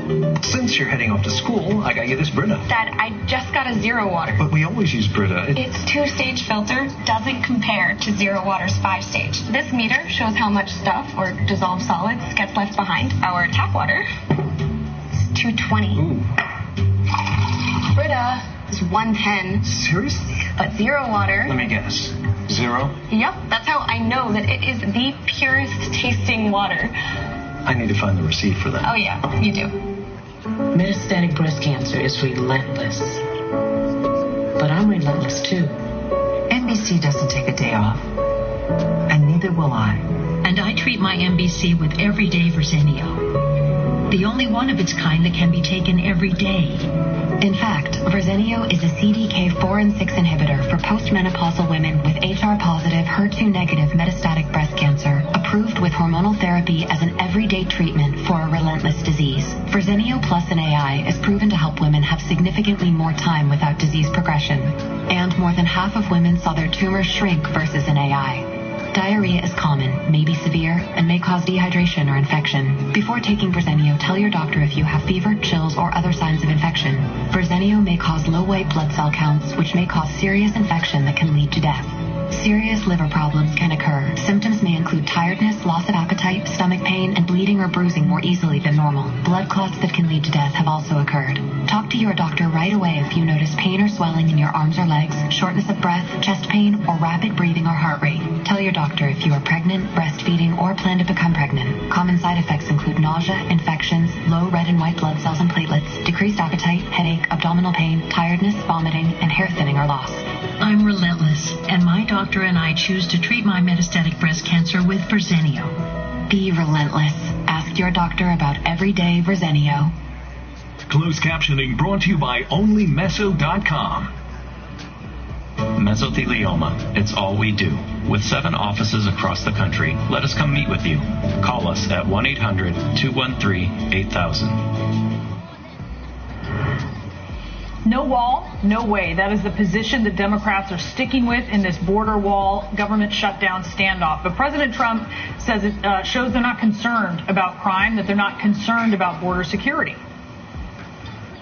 The Democrats, which I've been saying all along, they don't give a damn about crime. They don't care about crime. They don't care about gang members coming in and stabbing people and cutting people up. The Democrats don't care about crime. They've been taken over by a group of young people who, frankly, in some cases I've been watching, I actually think they're crazy. Democratic Congressman Joaquin Castro of Texas is joining us now. He's a member of both the Intel Committee and the Foreign Affairs Committees. He's the chairman of the Congressional Hispanic Conference as well. Thanks so much for being with us, Congressman. And just give us your reaction to what the president said there. The Democrats don't care about crime because they're opposed to the wall. Well, that's just not true. There's a difference, a very important difference and distinction to be made between supporting border security, smart, effective border security like technology, more manpower, 21st century solutions, and the 17th century solution that the president is asking for in a wall. And before the holidays, the Senate voted unanimously to support border security funding without President Trump's border wall, and the House of Representatives did so in January. So the only person holding this up is President Trump. He had actually agreed initially to what the Senate and the House had passed, but then started watching Fox News and was getting beat up by Sean Hannity and Laura Ingraham and these other folks and Coulter, and so he changed his mind. So he's bowing basically to these talk show hosts on Fox News. There are some Senate Republicans who are privately, they're planning to court Democratic senators. They want to offer proposals, kind of sweeteners here, right? They want to talk about Dreamers. They want to talk about other issues in exchange for border wall money. Do you think that that's going to work with your Democratic colleagues in the Senate? Well, the first is I'm encouraged that President Trump and Chuck Schumer and Nancy Pelosi and everybody else are getting together and meeting regularly. That's a good thing because the government's been shut down for 20 days and the priority should be to get it reopened. It's also encouraging that folks are trying to bring forward ideas on how to reopen the government and find compromise. But two things. Number one, I have not seen any kind of serious offer from President Trump or from the Senate Majority Leader Mitch McConnell or Lindsey Graham. The second thing is that, like many Americans, I'm not inclined to trade the lives and the futures of millions of dreamers for a big, long border wall across the border with Mexico. So, of course, we want to listen to what they have to offer, but I'm not inclined to make that trade right now. Do you worry at a certain point that people who are really feeling the financial strain of this, federal workers, contract workers, that eventually they are going to turn on Democrats? They're going to turn on government in general and just be very upset that the shutdown isn't resolved. I wonder, Democrats, it seems, when you listen to Nancy Pelosi, they seem so sure that they have the support for not building the wall, that is going to somehow trump the major economic concerns. Why that confidence? Well, no, I think you're right. I think people are already frustrated. They'll be even more frustrated and angry when they start missing a paycheck on Friday and people can't pay rent, they can't pay mortgages, they can't make car payments, they get extra penalties or late fees on credit cards and stuff. So yes, the heat and the anger, I think, is going to intensify. But I think that Speaker Pelosi makes that point because I also believe that most Americans know and agree that it was President Trump who was the one that basically moved the goalpost. Again, remember, the Senate voted unanimously on a bill, the same bill, the Republican Senate voted on the same bill that the Democratic House voted on to reopen the government. So there is one problem here, and it's in the White House. It's looking I just want to mention the president has canceled his trip to Davos as the shutdown drags on. Just really important to note there, that just happened. It's looking increasingly, and you heard the president say this, declaring a national emergency is on the table. What is your reaction to that as a method of reopening the government? I hope that he doesn't take us down that path. If he does that, we'll file a motion or a resolution of disapproval in the Congress right away and ask for a vote on it. We'll also fight him and challenge him in every way that we can, in the Congress, in the courts, and in the streets in protest. Why would that be a problem? Why is that a problem? You'll have federal workers and folks who say, thank goodness I get my paycheck back if the government reopens. Why is it a problem in your eyes to declare a national emergency? Well, I think a few things. The first thing is that there is no national emergency at the border. Hopefully when he goes to McAllen today, where my wife grew up, people are going to talk to him. Even conservatives will tell him that there's no crisis there. The border cities in Texas, Arizona, New Mexico, so forth, California, are among the safest cities in the United States. I just visited in Alamogordo, New Mexico the other day, a few days ago, a Border Patrol station that apprehends or takes in migrants, and there were 0 people there. There were no migrants who were being held there that day. So I think that the president has a tough time explaining how this is a national emergency. But second, as Senator Rubio said earlier today, I believe, that it also sets a precedent for other presidents to come along and declare national emergencies based on policies that they favor. So politically and legislatively it's bad, but it's also, there's not a national emergency. There's a humanitarian crisis, but the only national emergency at the border right now is in the president's imagination. I want to turn to a different topic now. You are on the Intel Committee, and there is, of course, the Russia investigation going on with the special counsel. Listen to what the president said today when asked about that investigation. The special counsel's final report, do you want that to be made public? We'll have to see. There's been no collusion whatsoever. We'll have to see. He won't say if Robert Mueller's report should be made public. What's your reaction to that? Well, the American people are owed that report. That's a report not just for Congress, but even more than for Congress. That's a report that is due to the American people. So many of us will do everything that we can to make sure that that report sees the light of day when it's ready. Does it say anything about him that he will not put that report out, or do you not want to go that far? Yeah, no. Well, I mean, it raises the question, what does the president think is going to be in that report that's so damaging that he's got to hide it from the American people? If it is, as he says, that there was no collusion, that he had no contact with Russians and so forth, that he did nothing wrong, then why would he hide that report from the American people? That report needs to see the light of day. All right, Congressman, thank you so much for being with us. Joaquin Castro, really appreciate it. Thank you.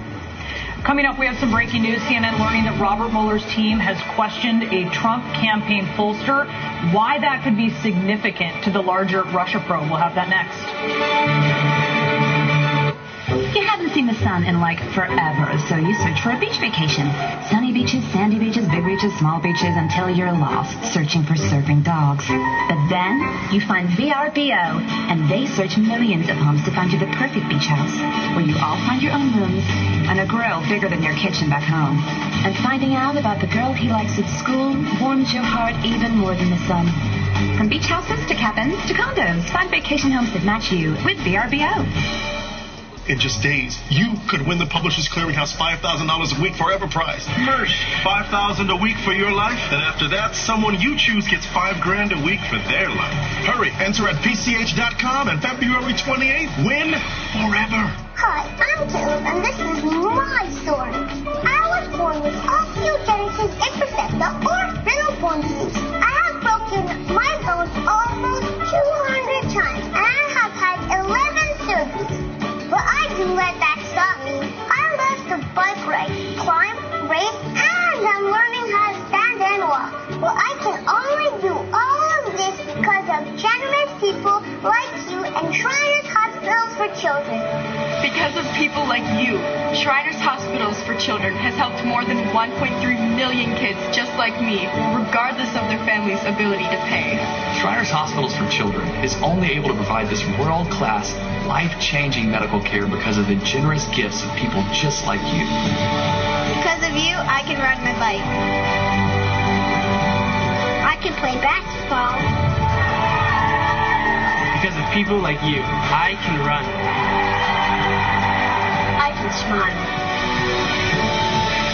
Will you send your love to the rescue today? When you go to loveshriners.org right now and give just 63 cents a day, you're helping kids just like me. Like me. Like me. When you give today, we'll send you this adorable Love to the Rescue blanket as a thank you, and a reminder of the love you gave to a kid just like me. Your gift, no matter how small, can help a child today. This is your moment to make a difference. When you pick up your phone, sure you have it right there, and call to give. You're helping kids like me. Thank you. Thank you. Gracias. Thank you.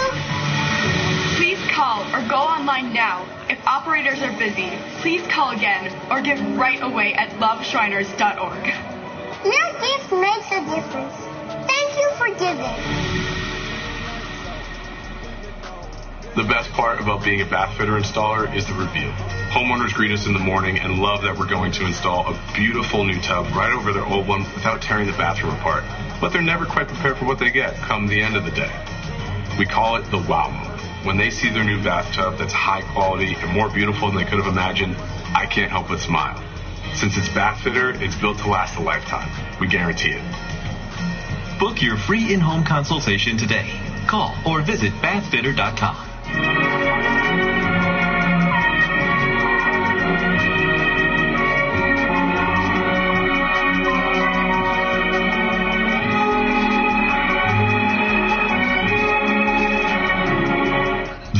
This is Sam. Her business runs on tight margins. Like so many other business owners watching their bottom line, she switched from AT&T to Spectrum Business for her bakery's internet and phone service. That's because Spectrum Business was the best value with the fastest internet for the price, saving her over $100 a month. With those kinds of savings, Sam has more to spend on what's really important, like a new sign for her shop. That's Spectrum Business. Working for Sam, working for you. You always pay your insurance on time. Tap one little bumper and up go your rates. What good is having insurance if you get punished for using it? Newsflash, nobody's perfect. For drivers with accident forgiveness, Liberty Mutual won't raise your rates due to your first accident. Switch and you could save $782 on home and auto insurance. Call 1-888-574-3356 for a free quote today. Liberty Mutual Insurance. Liberty, liberty, liberty, liberty. CNN Tonight with Don Lemon. Tonight at 10 Eastern. Negotiations so far have produced very little in the way of progress on funding the president's border wall or reopening the government. You're looking at live pictures of protests here. You have two sides that can't even agree on what really happened during this White House meeting with congressional leaders. Our meeting did not last long. The president walked into the room and passed out candy. We saw a temper tantrum. I don't have temper tantrums. I really don't. He sort of slammed the table. I didn't smash the table. I should have. He just got up and said, "And we have nothing to discuss," and he just walked out. I very calmly said, "If you're not going to give us strong borders, bye-bye," and I left. Not only was the president unpresidential, surprise, surprise, I think the meeting was a setup so he could walk out. I do think they agreed on the bye-bye part, Michael Smerconish, as I bring you in to talk about this. You're a CNN political commentator and the host of both CNN's Smerconish and the Michael Smerconish program on SiriusXM. It's hard to say your last name that many times quickly, I'll tell you. But you're hearing this bickering. I mean, it sounds kind of ridiculous when they're talking about what happened in this meeting. The president did use the word compromise today, but do you think he really would compromise here? Well, I think what makes this so difficult to compromise is it's theoretically a budget impasse. And when there's a budget impasse, there's a negotiation, and you meet somewhere close to the middle, and both sides usually get to leave and proclaim victory. But, Brianna, in this case, it's a fight over the wall, and in the end, it's either going to be built or it won't be built. So someone really will be the victor. And I think that's what's making a resolution so difficult. The president spoke just not too long ago before he took off to head to the border from the White House South Lawn. And he said this about Mexico paying for the wall. When during the campaign, I would say Mexico's going to pay for it. Obviously, I never said this, and I never meant they're going to write out a check. That's not what he said, though. So what's your reaction to the fact, I mean, unless he meant a money order, but he said Mexico would pay for this. I mean, it's pretty clear what he said. This is exactly against that. There's no doubt. I mean, on the campaign trail and via Twitter ever since, the implication has been that they would be directly paying for it. I don't know whether people took him seriously in that regard, but there's no doubt that he said something then that he's not saying now. Look, from my perspective, what I see Democrats who are opposing this wall or whatever he's calling it, largely because it's so associated with him.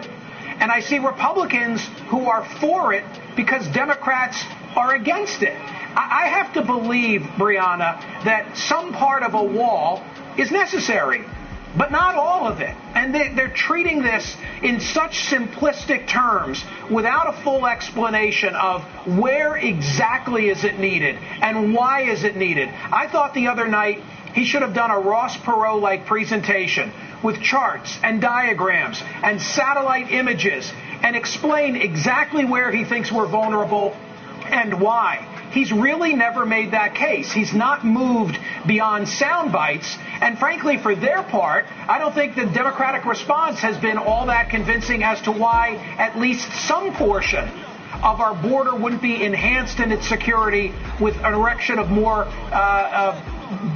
building, slat, whatever it might be. If we look, though, let's say at Republicans there on the border in Texas, they have so much of the border. They don't want this, right? They are not a fan of this largely, whether it's state officials, whether it's federal officials like members of Congress. How does he make that case that this is effective if you have members of his own party who do not want this? Well, I think one of the issues as to why they don't want it is because they don't want to surrender their property. You know, there's some eminent domain issues here that I think the president has brushed aside thus far, which really might bog down this entire process, even if he uses some emergency power to try and get it done.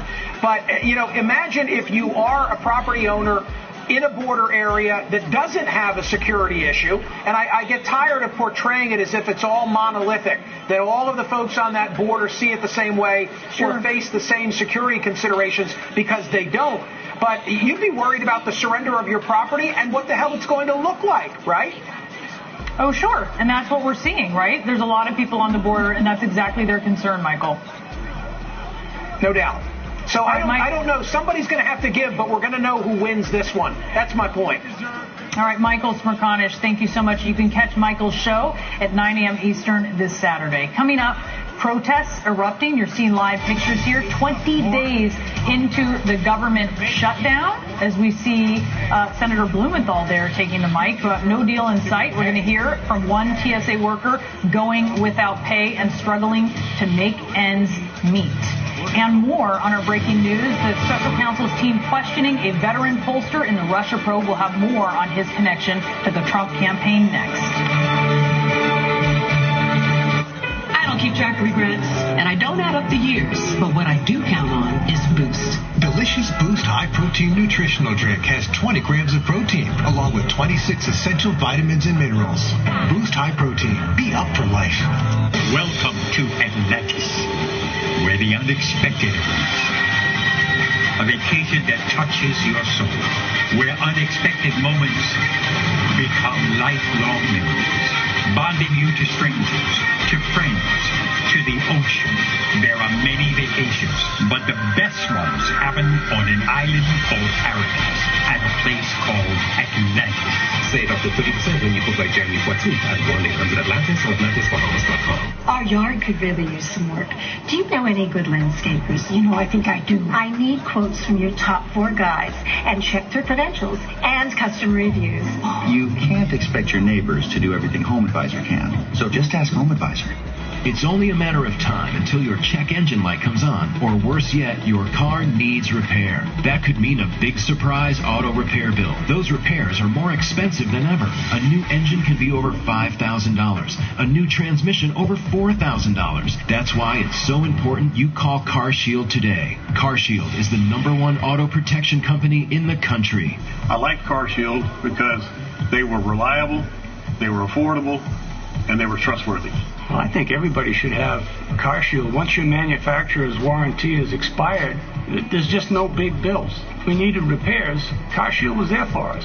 Now it's your turn to get the peace of mind that comes with having CarShield, so you can worry less about auto repairs. Call or go online right now to get CarShield for yourself. Friendly, knowledgeable, money-saving representatives are available 24 hours a day. So if your car is 20 years old or newer, just tell us the make and model of your car or truck to get an instant plan quote. In a matter of minutes, you can be covered. I was elated that I had CarShield. I was more than happy. There's no fun when you have a car that's broken and you can't pay for it to get it fixed. Here's how CarShield works. When your car needs repair, you take it to your favorite mechanic or even your dealer, and CarShield gets them paid directly. That's why CarShield is America's #1 auto protection provider. CarShield is just the best thing to take away the fear that when something is going to go wrong with your car, because it will, and CarShield is going to be there to back you up. My experience with CarShield is that they absolutely come through every time I need them. If my car breaks down, I can count on CarShield to cover it for me. CarShield definitely has my back. Now it's the time to make the smart choice and protect yourself from sky-high auto repair bills. Call now for a free and instant protection plan quote. It's only a matter of time until repairs are needed, and once your car breaks down, it's too late. Call 1-800-CAR-6000. That's 1-800-CAR-6000. When my doctor put me on a cholesterol-lowering statin drug, I knew I should take CoQ10 with it. I take Cunol CoQ10. Why? Because Cunol has 3 times better absorption than regular CoQ10. Cunol, the better CoQ10. We're all getting older. There's no turning back the clock, right? But why should you have to leave your home because you can't get up the stairs? Don't struggle on the stairs and risk a fall. Stair lifts were made to make your life easier and safer. Acorn Stairlifts has been helping people stay in their homes for over 20 years, and they would be honored to help you too. Acorn Stairlifts is America's #1 stairlift. Sit, relax, and ride up and down the stairs safely. Don't risk a dangerous fall or settle for living in just half your home. If you're uncertain about staying in your own home, you owe it to yourself to call the number on your screen right now. Don't wait until it's too late. Remove the risk of falling on the stairs. Call now for your free information kit, stairlift buying guide, and no obligation quote from Acorn Stairlifts. Call 1-800-814-9213 or visit acornstairlifts.com. That's 1-800-814-9213. Closed captioning brought to you by InventHelp. Call 1-800-591-4003. Got an idea for an invention, but don't know what to do next? Call my friends at InventHelp. Call today for free information. Call 800-591-4003. A critical warning from nearly 3 dozen aviation groups. This partial shutdown, it says, has already inflicted real damage to our nation's aviation system, and the impacts will only worsen over time. That's actually part of a 3-page letter that was sent to President Trump, House Speaker Nancy Pelosi, and Majority Leader Mitch McConnell, imploring them to reopen the government. Christine Vitale is a TSA agent at Chicago's O'Hare International Airport, and she is working without pay. Christine, thank you for being on with us. No problem. How has the shutdown impacted you personally as you work and are not getting paid? Well, we just, of course, found out a couple of days ago we are not getting our paycheck. And yesterday when I was at work, my son texted me a picture. I got a 5-day notice from, I have a house. I bought a house, but I rent the land. My community sent me a 5-day notice to pay my lot rent. They're aware that I gave them the Department of Homeland Security letter that we've received, and they said that they would work with me. And when I spoke with them yesterday, the receptionist, Melissa, stated that I need to pay my rent, and that if I don't pay my rent in 5 days, she'll have to see what the manager wants to do, and that could be court procedures done on that. And I told them I'm not refusing to pay my rent. She said it's going to be late because I'm not getting a paycheck. Christine, when you're at work, when you're at O'Hare, do you see any effect, or are you starting to see an effect on operations there with TSA workers? No? No, the officers that are coming into work, myself included, we're all doing our job. You know, we are all there for a mission, and that's not going to persuade whatever the news or whatever's happening. We're still doing our job 100%. What happens, Christine, if the shutdown extends through another pay period for you? For me, I don't know. I have at least, up to this paycheck. I could last a couple more weeks. My son does work part-time. He just finishes his associates. So, he's working part-time. His job isn't offer full-time. So, I'm going to be begging him for at least gas money, basically. And then I have to go with the flow with everything else. President Trump has said that federal workers who are going without pay want a wall. Do you want a wall? No, I do not. It doesn't make sense to me. The shutdown is supposed to be for a budget, not for a wall. No, I disagree with everything that he has stated about that. The president actually watches CNN quite a bit, so members of Congress do as well. You have a chance here to talk directly to him, directly to them. What do you want them to know from your perspective? From everything that I've read and I see people, making comments, they say that they're paying our paycheck. But I pay taxes too. And you know what? We are here to protect everybody that lives here. Cut us some slack. Give us our pay. We are working. We're being told that we might not get a paycheck. That's just unethical. Bottom line, just open up the government. Give us our pay. Christine, thank you so much for joining us, Christine Vitale. No problem. Thank you. Coming up, the president landing in Texas for his visit to the southern border after threatening to declare a national emergency to get his border wall. We'll have more on those stalled negotiations with Congress. And our breaking news this hour, Robert Mueller's team interviewing a Trump campaign pollster, how he could fit into the larger Russia probe next.